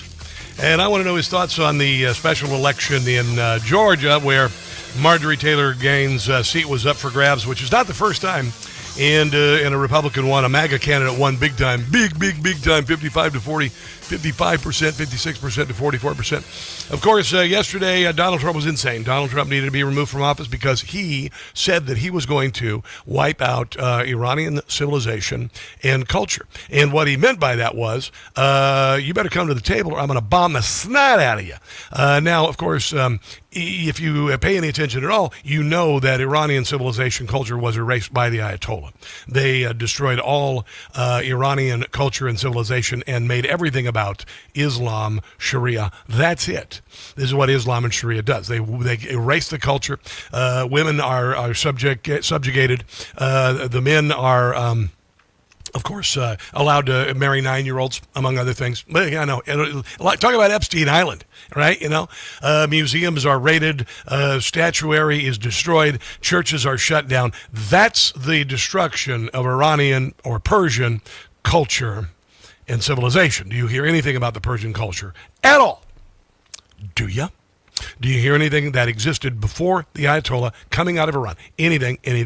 No, you don't. So how about shut up? What an absurd thing to say. Donald Trump said that because he talks smack. Donald Trump is P.T. Barnum meets pro wrestling. You need to know this by now. He also does this thing called the art of the deal. You come in hot. Then when they capitulate or they push back a little bit, you can find ground. This is what he did with them. This was an MMA fight weigh-in. And he's looking into their face and saying, I'm going to beat your butt to the ground. And they came to the table. Now, this is a tentative piece. I'm hoping it's very fragile and that the Ayatollahs or whoever's running the country F's around and finds out. I really do. But Donald Trump was going to destroy the world. Donald Trump was going to destroy Iran. The world's going to, he's insane. He needs to be removed by the 25th Amendment. And today that we've got a ceasefire, here is Aaron Burnett from CNN saying that Donald Trump basically is chickening out. He doesn't chicken out. Of course, Max. Then you get to the practicality of people that will live in the moment. That's what the markets do. So the markets, of course, right now in futures trading, they have gone up. How about be happy that the damn markets went up and the price of oil went down, which is what Donald Trump predicted would happen? Yes, guess what? Trump is backed off. And there will be some who will call it, taco. Right? Trump always chickens out. Trump never chickens out. You idiot. Is making way too light of it, but it is also a truth, which is that he makes giant threats that he does not follow through on. No, he does. Everything he promises he's going to do gets done. It gets done. All the peace deals that he's proposed, the tariffs on other countries, look what they did. What an absurd and insane thing to say as a news anchor. But it's CNN, and they suck. Here is Caroline Leavitt this morning, who's awesome. With respect to the 2-week ceasefire announced by President Trump last night, this is a victory for the United States of America that the president and our incredible military made happen. Yes. From the very beginning of Operation Epic Fury, President Trump stated this would be a 4 to 6 week military operation to dismantle the military threat posed by the radical Islamic Iranian regime. Thanks to the unbelievable capabilities of America's war fighters, the United States has achieved and exceeded those core military objectives in just 38 days. And there are some in the media who are saying we can't trust the leadership of our military to tell us about the truth about what we've done in Iran, like we haven't done it. I mean, honestly, you need some mental help, or better yet, you just need to be driven in the dustbin of history. The U.S. military destroyed Iran's defense industrial base. They did. Crushing the regime's ability to manufacture weapons that they and their proxies use to maim and kill Americans and terrorize the world. Yeah, and if you don't believe me, look at the number of missile attacks from Iran dropping by 95%. And then all the footage of the boats being blown up and sent to the bottom of the sea, you morons. Iran's ability to build and stockpile ballistic missiles and long-range drones has also been set back by years compared to where it was 6 weeks ago prior to the launch of Operation Epic Fury. We destroyed the vast majority of Iran's ballistic missiles, launcher vehicles, and long-range attack drones. Yeah, and this is why they're not launching very many of them, and when they are, it's quite haphazard, and they never really hit a target. Here is Caroline Leavitt talking about Iran's command and control. The 12-day war with Iran and Israel last year. It takes time sometimes for these ceasefires to be fully effectuated. And one of the results of Operation Epic Fury was we completely dismantled Iran's command and control center, which makes it difficult for them to pass messages up and down the chain. And so we unless you use like carrier pigeon or something, whatever. There you go. Yeah, so honestly, the media is just ridiculous. They choose to bed down with evil over Donald Trump because, they just hate Donald Trump so much. Here is, by the way, Todd Blanche. Todd Blanche is the acting attorney general, and he was on yesterday talking about all the fraud in the country. And as I mentioned, we are like this former Soviet Union. I've been saying this for years. We're like the former Soviet Union, as corrupt, more corrupt, actually. Did you have any idea that our government was so bloody corrupt? Does this really tick you off? Because I want people to go to jail. I want Tim Walz to be let out of the governor's mansion in Minnesota in handcuffs, and Keith Ellison, and I want Ilhan Omar denaturalized and deported back to the meth lab trailer park that is Somalia. I want all of the Somalians who engaged in fraud, including the parents who signed up their children saying they had autism when they didn't so they could get a little money. Bye, GTFO. Here is Todd Blanche talking about the new task force for fraud. By the way, they've got 8,000 investigations going on now. So today, I'm proud to announce in greater detail the creation of the National Fraud Enforcement Division. Its core mission will be to zealously investigate and prosecute those who steal taxpayer dollars and rip off the American people. Our vision is to build a robust fraud-fighting squad capable of investigating and prosecuting the full spectrum of fraud against taxpayer dollars. We are going to staff this division by some of the department's best prosecutors, bringing together experts in healthcare fraud, tax fraud, benefits fraud, and corporate fraud under one roof with one mission, to protect the American people from fraud. And send a whole lot of people to jail. We want to see the jail. Every U.S. Attorney's Office across the country will also be joining this re-energized fight against fraud. This means in pure numbers that there will be an additional 93 prosecutors in every district across the country devoted to the mission of combating fraud with the National Fraud Enforcement Division. Well, I got to tell you, we were infected with it, right? Man in Orange County, California, pleaded guilty to orchestrating a scheme to steal $270 million in bogus Medi-Cal claims in 11 months. And nobody saw this. The state's attorney general, comptroller's office, nobody saw it. They knew what was going on. They knew what was going on in Minnesota. They shut down whistleblowers. They knew what was going on. It is a frickin' paper play. It's money that is shared with Democrats to get them reelected. It is money that is buying votes from slavish groups that get all sorts of money from the government. It was a giant racket. Paul Richard Randall, 66, pleaded guilty Monday to one count of wire fraud committed while on release. He has been in federal custody since June 2025.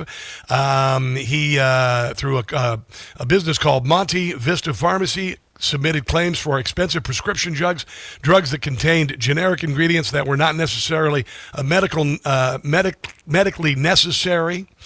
Monte Vista Pharmacy billed Medi-Cal millions of dollars a month after it suspended its requirement for healthcare providers to provide authorization before providing certain healthcare services for medications as a condition of reimbursement. They even shut down the fraud. They even shut down the fraud altogether. Here is Claudia Tenney talking about one doctor who fraudulently took $600 million. This is not an isolated problem. Last fall, I blew the whistle on Centers for Medicare and Medicaid, exposing how one physician in his 80s billed Medicare over $600 million over the course of the Biden administration, basically from 21 through 20. This is easy stuff. You should be able to spot this a mile away. And they did. They just didn't do anything about it. 24, with 95% of billings concentrated in the Los Angeles County area. That level of abuse is unacceptable and underscores how vulnerable these programs are without strong accountability. Oh, they have to be held accountable. Life in prison. O'Keefe Media Group, James O'Keefe, went out and what he does is he gets these idiots, these bureaucrats to go on dates with him. And they're out at the restaurant, thinking they're going to get in the interviewer's pants, essentially. It's really what it is. And they got this guy, the California's top comptroller communications official. His name is Bismarck Obando. And he admitted there is absolutely no auditing of fraud in the state of California. Here is the officer. Do you feel there's fraud going on in the state of California? Everywhere. Where do you think Cities, counties, special districts, hospitals, insurance companies. In breaking news, the California Controller's top communications official admits that audits are not getting done. How is your boss handling all that, especially with the fraud and the waste, and they're questioning you guys, right? It's funny because they haven't funded us to do those audits. Oh, so yeah, they're not funding the fraud abuse because they don't want it investigated. you guys aren't even doing any audits. We're not doing it. Why are I you tell guys her. doing the audits though? We did some of them that are required, but in order to be more proactive, it requires us to have. It's that the Democrat Party is the largest organized crime family in the history of the world. That's really all you need to know. And Todd Blanche, like I said, this is if you want to call it retribution, I don't even care. It's accountability, and people got to go to jail. Federally, statewide, locally. They have to go to jail for this, and we have to get our money back, and we have to stop spending so much bloody money on this nonsense. I am told that you could eliminate the income tax for people making under $500,000 a year by just getting rid of the fraud. I want that to happen. I want no income tax for people under $500,000 a year, because right now, what are you getting for your money?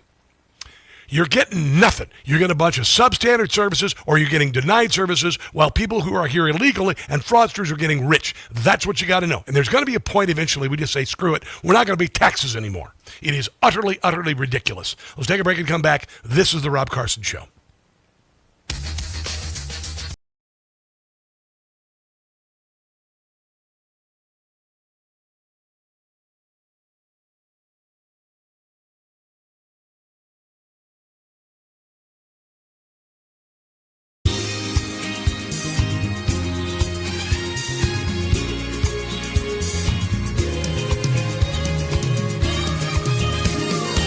Drugs transported by boat, Venezuela. You best take note. Cartels, they're having fits 'cause they're men. They were blown to bits. The drug boat, it now resides on the ocean floor. The drug boat, Marco says we're gonna take out more. Yes, their lives are in danger if they take another chance.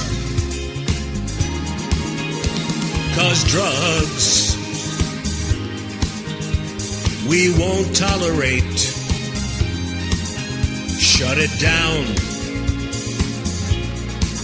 before it's too late.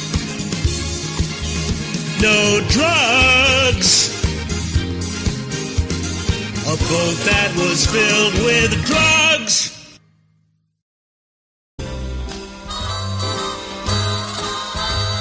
If you're illegal in the United States, this message is for you. You cannot hide from ICE.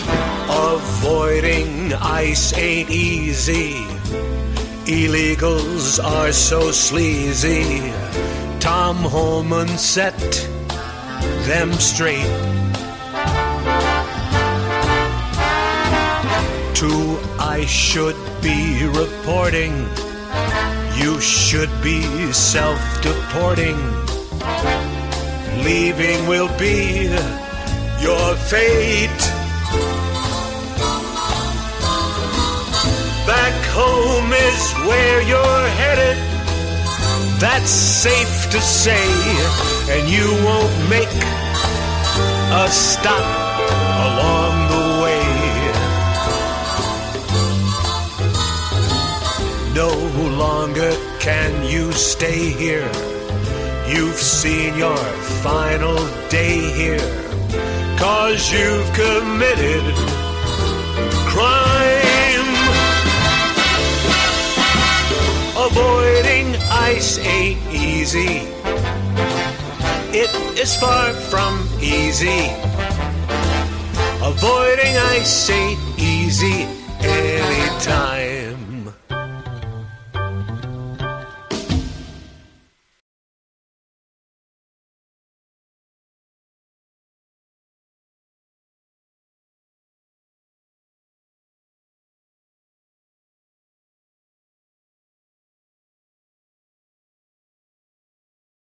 TBM Baltimore. You're out of touch. Maryland has the dumbest governor in America. This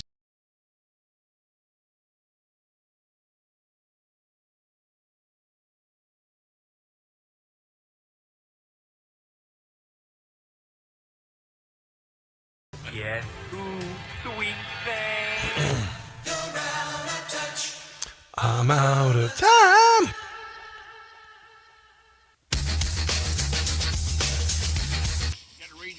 Dig it.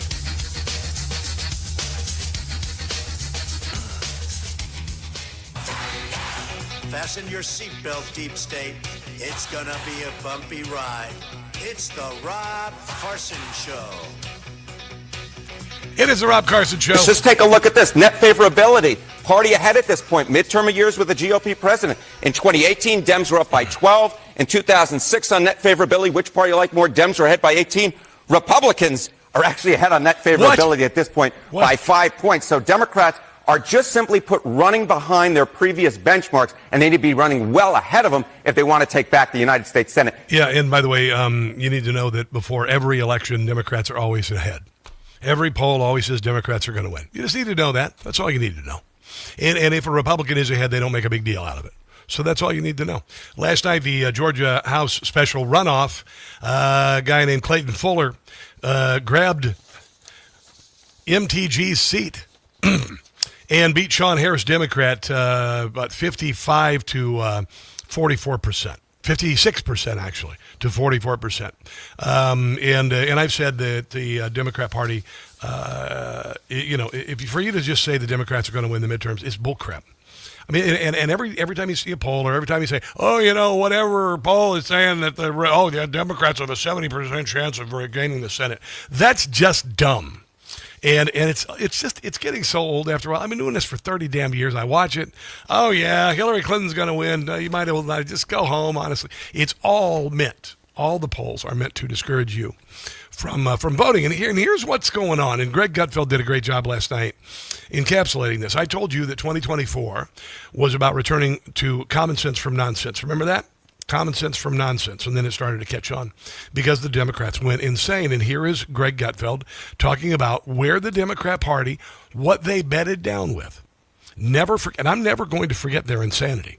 Never going to forget their insanity. This is just a snapshot. But 2020 is hard to forget. Dems spent that year insisting America was rotten to the core, that the border was tighter than Tupperware. George Floyd was a hero. And COVID would wipe out a church service, but couldn't touch a Black Lives Matter riot. Yeah. No wonder they're hoping you don't remember a thing. They prefer a total blackout, the kind Kamala has after she wakes up with her pantsuit on backwards. But the thing is, we do remember, courtesy of a montage we stole from the Five. The bill to form a commission to study how to do reparations. Would you sign that bill? When I am elected president, I will sign that bill. Of course I would sign it. I would. Yes, I would. Raise your hand if your government plan would provide coverage for undocumented immigrants. All of the candidates' hands went up.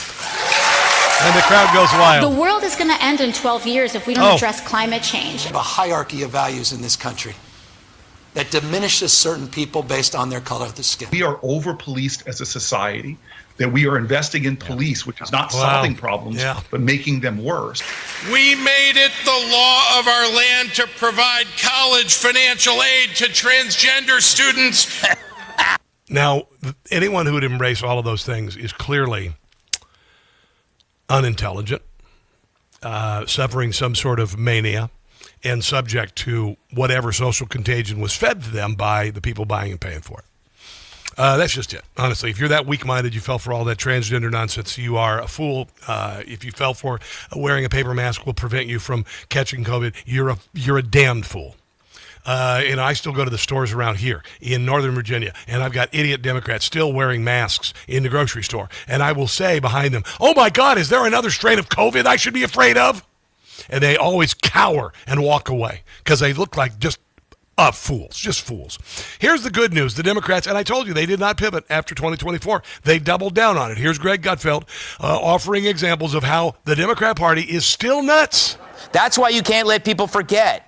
But it's easy to without context. It's not 2024, and Joe and Kamala aren't there to remind you why you needed Trump in the first place. But woke isn't gone. Got to remember. Hardly. Yes. If you cared about Medicare fraud or Medicaid fraud, you would kill Rick Scott, okay? White people that triple Trump should be banned, boycotted from enjoying the best thing that America has to offer, which is multiculturalism. Get your fat asses out of the Mexican restaurant because nobody wants to see your smug ass. As a labor and delivery nurse, it gives me great joy to wish Caroline Levitt a 4th degree tear. I hope that you rip from bow to stern and never normally again, you. Their nice agent brings some X-Lax and put it in their drinks. You know, nobody's going to die. Yeah, they're still absolutely out of their minds and even more dangerous than ever. And doing no kings and doing, Elon Musk is a Nazi and all these idiotic protests. Here's Sarah Huckabee Sanders a couple weeks ago. Remember I said it's 2024, common sense from nonsense. She's saying normal versus crazy. Now our country is in a battle between what is normal versus what is crazy. Yeah. And unfortunately, there are a few crazies out there, and they have very loud voices. And they asked me to leave a restaurant recently, but I think that it gives us an opportunity. Yeah, 100%. Here are two Georgia state candidates to give you an idea where the Democrat Party is after all of this. Listen to this. Hi, I'm Aaron Baker, and I am an openly trans Jewish lesbian running for Georgia State House. Now, that means that person was born with male parts, did some sort of transition, may still have the male parts, and still loves women, but calls himself, herself, they, them, lesbian, which is a very circuitous way to be straight. Hi, and I'm Jeremiah Olney. I am a straight, white, atheist man running for Georgia State House. But we're both strong progressives fighting to make housing affordable. Yes, we're both strong, and I'm a woman. I'm a lesbian. Fighting for working class power. Fighting for education for all of Georgia students. We're fighting for affordable health care. Yeah, all of the things that Democrats always promise and progressives always promise to fix, and they never do. And together, we're going to transform the Georgia State House of Representatives. Oh, man, I got to tell you what, I would just soon just be straight with a woman, not just to become a woman and then become a lesbian for her. Or get into a lesbian relationship by claiming I'm a woman. And there you go. I can do that, I guess. Honestly, wow, that's nuts. That's pretty much nuts. And that person may or may not have them. Okay, so coming up, Mark Meckler, Convention of States. On the other side of the break, don't go anywhere. Hey guys, it's Carson. I just got a ghost bed. Yeah, no, pay attention here, because I've been sleeping on a foam mattress since I moved to the Washington, D.C. area, which is like sleeping on the sponge in your sink. Ghost Bed doesn't build mattresses like furniture. They build engineered sleep systems. Their beds are serious health equipment. Beds designed for relief and recovery, not looks, not fluff. Your body should be healing while you sleep, not fighting for comfort. I have been sleeping past 7 in the morning on my Ghost Bed. It's unbelievable. If you wake up stiff, you toss and turn, if you sleep hot, even reaching for a pain reliever before bed, hoping tonight will be different, that's not aging. It's your mattress talking. Another great thing I love about GhostBed, you get 101 nights to try it at home. If you don't like the difference, you can send it back risk-free. GhostBed is offering my audience their lowest prices of the season, plus an extra 10% off. Go to ghostbed.com/Carson. Use promo code Carson. That's ghostbed.com/Carson, promo code Carson. You are going to love your new GhostBed.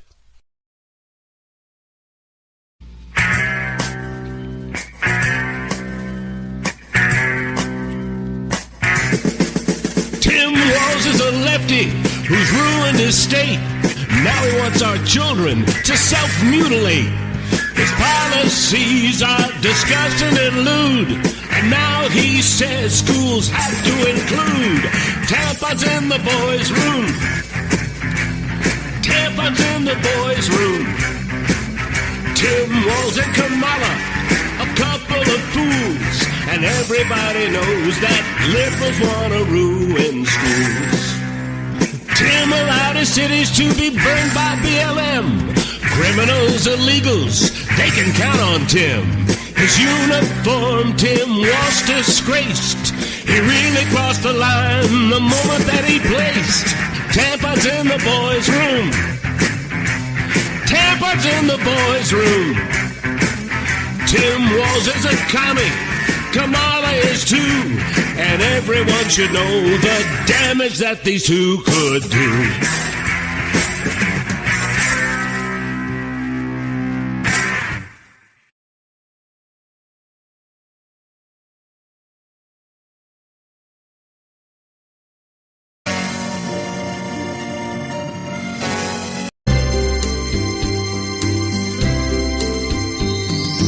Rent-free in libs' heads I'm living, the fits I am giving to Whoopi, Sunny, and Joy. Rent-free,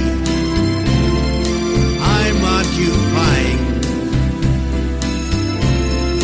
Rosie is lying if she says I'm not in her head.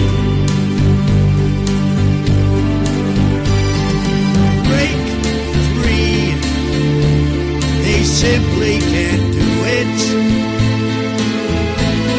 When you get down to it, they have TDS real bad. Hatred, just watch it as it spreads, because inside their heads I live.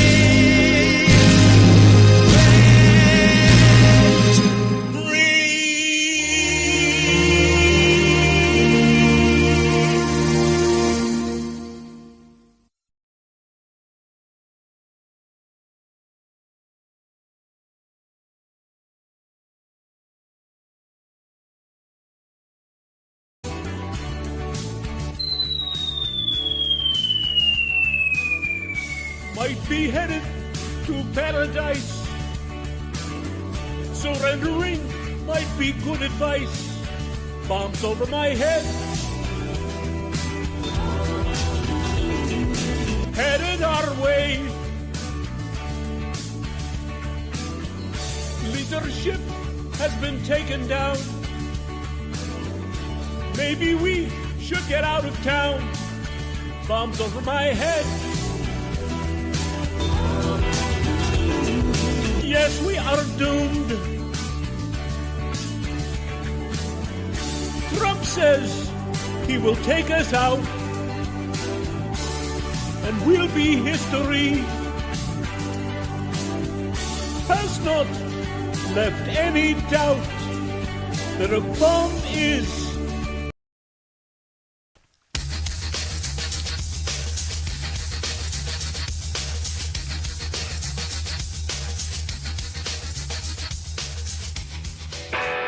It's the Rob Carson Show. You know, I was talking about how 2024 was a return to common sense from nonsense, and 2026 is insanity versus sanity. Here's the Democrats' new campaign commercial.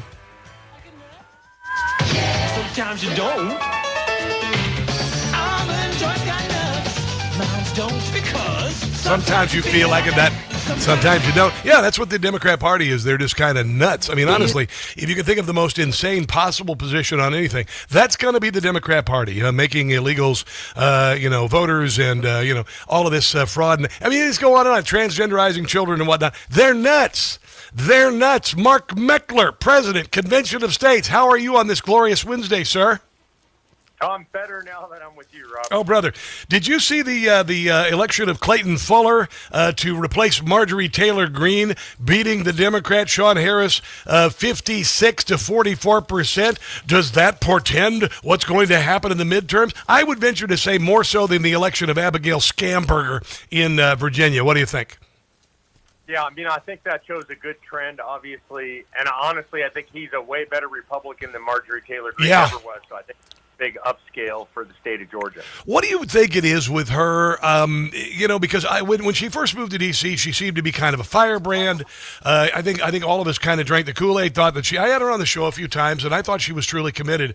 But somebody who would throw away their allegiance to the MAGA agenda. This isn't about Trump. This is about saving the country. His agenda is about saving the country. What is that? Is that just a lack of intelligence? Well, I mean, I definitely think she's not the sharpest tool in the shed, but I also think what she was always about was attention and clicks and notoriety. Yeah. And if you look at a lot of the positions she took, it was whatever was the most extreme that would get her the attention. It wasn't necessarily thoughtful, and it started that way from the very beginning of her political career, and now obviously she's at the bottom of the barrel doing the same thing. Did you see what happened to Abigail Scamberger in the polls? She's now polling the lowest since a Democrat, as governor, lowest polling position since 1994. 80 days in office. She went to a baseball game last night and got booed. And I think the people of Virginia, they don't like this bait and switch garbage. And I think that the American people are kind of tired of this in general. What do you think? Yeah, I think this is one of the boldest bait and switches I've ever seen. I know. She ran as a hardcore moderate, and she ran essentially against both parties, saying she wasn't really loyal to either party. She was going to do what's right for her state. And then day one, she pulled out the absolutely most radical liberal agenda she could, and she imposed it on the people of Virginia, and thank God they're not happy about it. Now, the big question I have, Rob, is what are they going to do about it? I have a prediction. My prediction is they're not going to do anything. No. They don't care about polling. They're going to do whatever they can. But I'll tell you, Mark, did you see they're trying to do this referendum to basically make no representation for Republicans, even though the state is 45% Republican. They're trying to gerrymander the state. But 76% of Virginians polled are against that. So that referendum, I think, is coming up on the 21st. Yeah, and I hope that's the way it turns out. I think one of the most interesting things about that particular referendum is that Democrats are trying to radically gerrymander the state, and yet they scream and caterwaul when Texas does something that's actually not really gerrymandering, actually creating reasonable districts. They scream about it. The question is, who's going to get the power? And when Republicans are going to get the power, they scream. And when they're not, then Democrats like it. You obviously are the president of Convention of States. That you invented this, and the concept of a Convention of States exists for situations like this. I do believe you said that you have 21 states now signed up? 20 states right now. 20, okay. On the verge of 21, yep. Okay, all right. How could Convention of States stop this nonsense? I mean, look at all the ways that they are not representing us. Right now, 70% of Democrats want voter ID. 100% of Democrats do not. 95% of Democrats do not want children to change their genders. 100% of Democrats on Capitol Hill do. That is not a representative government. How can Convention of States get us back on track? Yeah, look, I think this is the most important time we could ever call a Convention of States. If you look at what's going on, voters want voter ID. The government won't do it. Voters want term limits. The federal government won't do it. Voters want a balanced budget amendment. The federal government won't do it. Voters want to take power away from Washington, D.C. and return it to themselves and to their state. Washington, D.C. won't do it. So a Convention of States is a method put in the Constitution for a time when the federal government is non-responsive to the American people. This is not a partisan issue. It's not about conservatives or Republicans. This is an issue about taking power away from D.C. and returning to the states and the people. Now is the time to do that. Mm-hmm. You know, hold on, I'm listening to something real quick. That silence from the Democrat Party on ICE going into airports and then Donald Trump refunding the TSA and nobody got killed. Where did that go, Mark? This is the biggest threat to Americans in the history of mankind. 2 weeks ago, Donald Trump was going to murder people. ICE agents were going to be arresting people in airports. It was going to be the end of all humanity. And all of a sudden, it's not there. It's not, Mark, it's not there. This is the Democrat Party in a nutshell. It's all about crisis du jour. They invent crises where there are none. They focus on anything that they can paint as a crisis. And then once that crisis is passed, as in Donald Trump made that one pass, then they just move on to inventing the next crisis. Jonathan Turley has a really important book about rage in American politics. The left feeds on nothing but rage. Yes. It's very damaging for the Republic. Well, that's what they did. And I said this about Donald Trump when he went into Minneapolis and he removed the guy who was in charge of ICE up there and brought in Tom Homan. I said he defused the rage machine. Are you hearing anything in Minneapolis anymore? They were blocking traffic. They were doxing people. They were jumping in front of cars. All of this. Is ICE still not terrorizing people? Is ICE still not a Gestapo in Minneapolis? Or did Donald Trump just successfully defuse the Democrat rage machine? Yeah, he is the best at this of anybody I've ever seen. He understands narrative. He understands how to change the narrative. And he drives the news media like no president in American history. Well, brother, yesterday, from Sunday through yesterday, Donald Trump was a madman who wanted to erase Iranian culture and civilization. He needed the 25th Amendment. Today, there is a ceasefire and the Strait of Hormuz is open, and he's a chicken. What the hell? Yeah, look, I mean, but this also shows the flip side that I was talking about is they got to go for the rage. Whatever the issue is, they're going for the rage. They're calling us crazy. I mean, really? Really? Mark Meckler, I got a few other things I want to talk about to you on the other side of the break. Can you hold on? Absolutely. All right, well, more with Mark Meckler. Convention of States. Let's take a break and come back. This is the Rob Carson Show.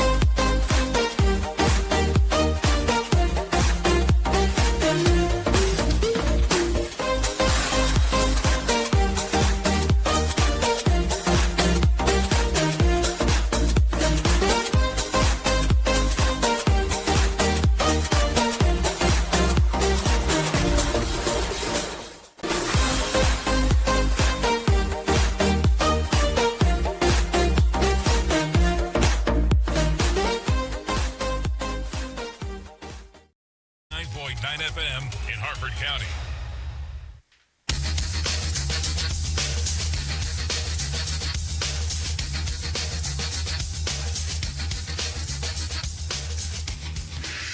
I've said it before, a lot of people more wise than me have also said it. Take him seriously, but not literally, when he says that a civilization will die tonight. He's talking as a deal maker, not a politician. Because when you're dealing with a religious theocracy that thinks nothing of slaying its own people, you have to speak in a language that they understand. He's putting a line in the sand for the Iranian regime because he is losing patience, and quite right too. Yeah, that's GB News actually understanding what Donald Trump is all about. And here is your Democrat Party this week. We need to be demanding that Congress convene today, and we need to be invoking the 25th Amendment. This is a very dangerous moment and a very dangerous president. We have someone who's completely unfit for office right now, sitting in the White House. We should stop. You know why they said that?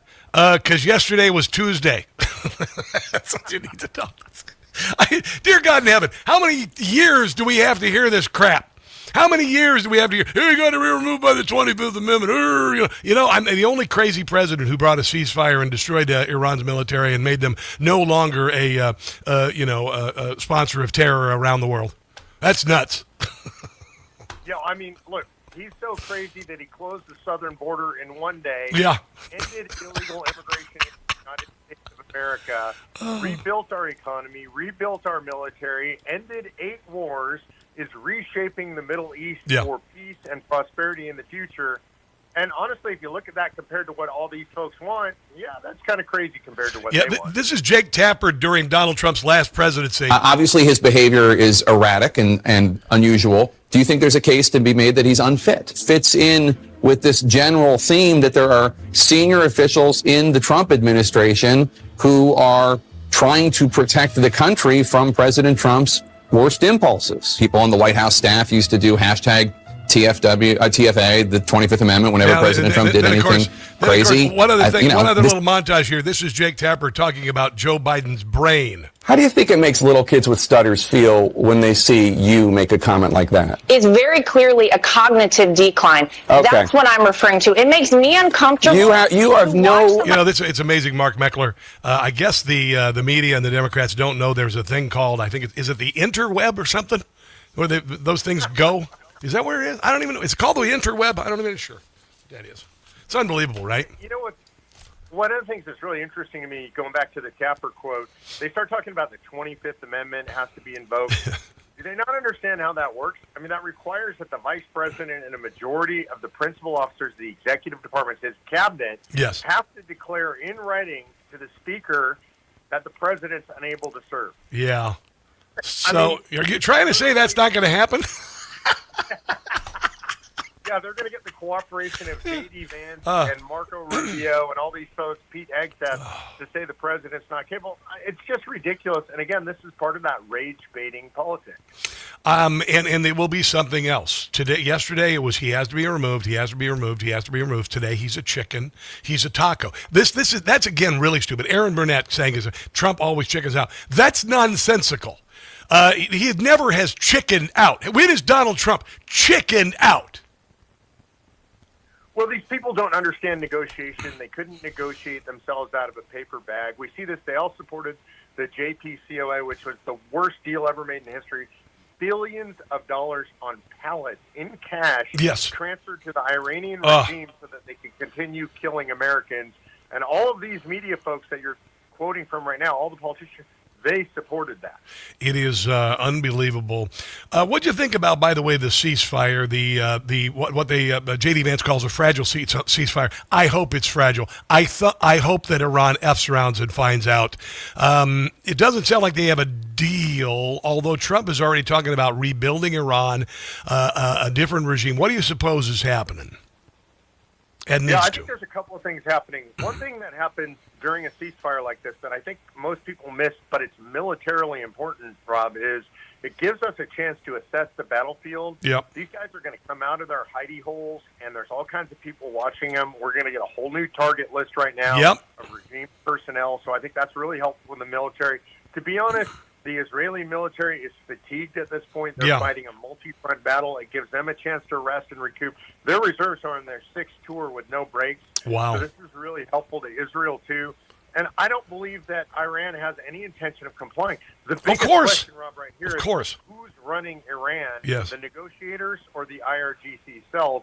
And right now I think it's these individual cells. I don't think there's any way to control them. 100%. And last night, some of the missile launches continue to happen, and it makes me kind of wonder if they're operating autonomously. Well, we actually know they are. They practice a military strategy called Mosaic. It's a well-known strategy for countries like this. They watched what happened in Iraq. They didn't like it. They saw Hussein's leadership structure got decimated in the first 24 hours and couldn't operate.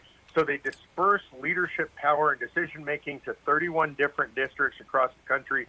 Each is autonomous and still operating under the auspices of the leadership of Khomeini.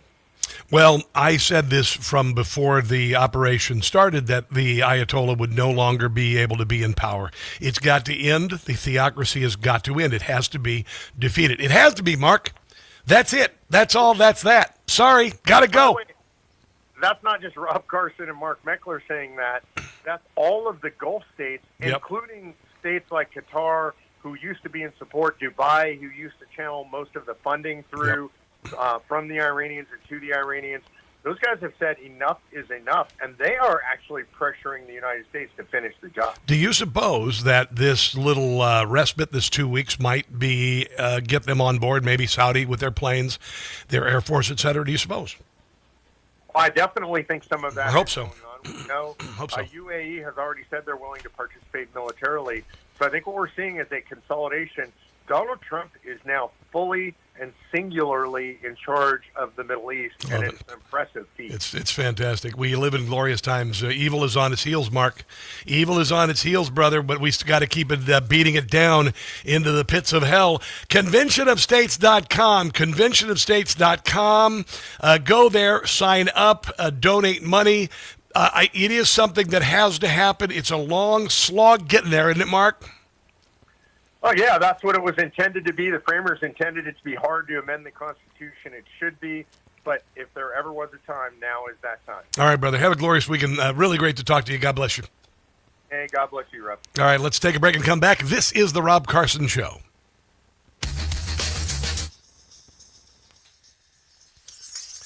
Hello, streamers.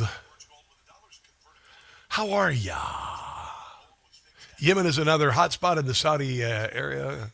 Only a fool would trust them. Trump isn't a fool. You're 100% right, guys. You are 100% right. Trump is not a fool. And neither are any of the people that he has put in charge. They're not fools. If you think you're ahead of them, like maybe Iran has pulled the wool over our eyes and whatnot, you'd be a fool to think that way. To think that you know better than they do. They know exactly what they're doing. And they know exactly, where to go from here. Iran isn't sneaking around like, we got him. They're not. They may think they are, but they're not. This administration thinks a mile ahead of everybody. You know that as well as I do. A mile ahead of everybody. That's just the way it is. Who's watching? I haven't seen you guys on Facebook today. Hello, Chris Schwab and Gail King. Please let Iran F around and find out. 100%. 100%. Good Friday, Uber Chat. What's up? Hope you guys are enjoying the show today. Numbers are going through the ceiling, by the way. The viewing numbers, the listening numbers are huge. Huge. I'm looking forward to the weekend. I'm going to an Orioles game this weekend on Sunday. I'm taking a woman who's never been to a professional ball game before. She's a really cool person. She's a political player in the state of Maryland, and she's going places. And I'm going with some friends of the Republican Party in Maryland to go see the Orioles this weekend. I'm really looking forward to it. I want to see the look on her face. She's originally from Sierra Leone. She's lived her entire adult life here, and so it's going to be so cool to see her watch this happen. This is funny. All right.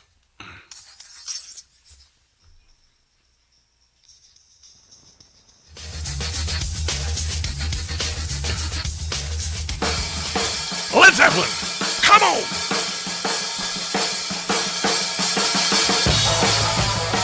So whenever I get people in my Bronco, the first song I play them is "Whole Lot of Love," and there are two notes in the song that I consider the birth of heavy metal, and it's after he does all that, no, and then all of a sudden it goes boom, boom, boom, boom. Those two notes. That's when metal was born. That's what I contend, and I think I was right. Because I used to sneak into my sister's bedroom when I was 4 years old, put on her Koss headphones and listen to Led Zeppelin 2. And when I wasn't listening to that, I was listening to Joe Cocker. And if I wasn't listening to that, I was listening to Three Dog Night. And if I wasn't listening to that, I was listening to Paranoid by Black Sabbath. I was raised on rock, and I do. Thank you very much. Zoran Mandani is going to tax people based on race. The inequities in this city, the racial inequities, are stark. We are talking about findings that have shown that the wealth of a median white household in this city is more than $200,000, while that of a black household is less than $20,000. Is less than $20,000. No, it's actually $20,000 less, and there are a variety of societal reasons for that, by the way, including Democrat politics and poor schools. This is not an indictment of any one New Yorker. It is an indictment, however, of policies and politics that have persisted for far too long. No, there are no racial politics. There are no things holding people of color back because they are of color. That's nonsensical. And by the way, a good share of the history of New York was lived in poverty by people who are Irish and English and German and Slovak and Polish and Chinese and an Armenian and all of that. And they built the city and they lived in slums, all of them. All of them. What a nonsensical ranting of a complete lunatic moron. There you go. Okay, have you gone to travelwithrob.net yet? I wish you would. I want to make this a trip of a lifetime. It's not a super expensive trip. It is I think a very well-priced, pointed trip. October 25th to the 29th, 5 days, 4 nights. Prime hotel accommodations downtown, 4 nights in the heart of D.C., 6 meals, ground transportation, guides, and gratuities. Space limited. And I'm going to show you guys the city. And I'm going to celebrate it with you. And you're going to go to these monuments and you're going to look at them with awe. Even though I've been here and I've lived here a number of years altogether, I never get tired of it. And Donald Trump has made it so clean and so beautiful. You're going to love it here. You're going to love it here. And it's the 250th anniversary of the country, and Donald Trump is our president. I hope you'll consider signing up with travelwithrob.net. Book your D.C. getaway. Cruise and Travel is doing this. True Cruise and Tour is doing this. Here's the number if you want to write it down real quick. Go ahead. Ready? 800-383-3131, 800-383-3131, or travelwithrob.net. You'll get a delightful brochure you can check out. Ladies, you'll be quite excited by the headshots of yours truly. Don't get too excited. But anyway, it's this fall. Do it. It's the 250th anniversary of America. It's not going to happen again. Time for me to go. That was fun. Huh? God bless you. America's founded Donald Trump as he's making America great again. Our military kicking butt totally. And until tomorrow, which is Thursday, do not catch the stupid. I love you guys. See ya. Boom. Information. Truth is freedom. Is Newsmax. It's real news for real people.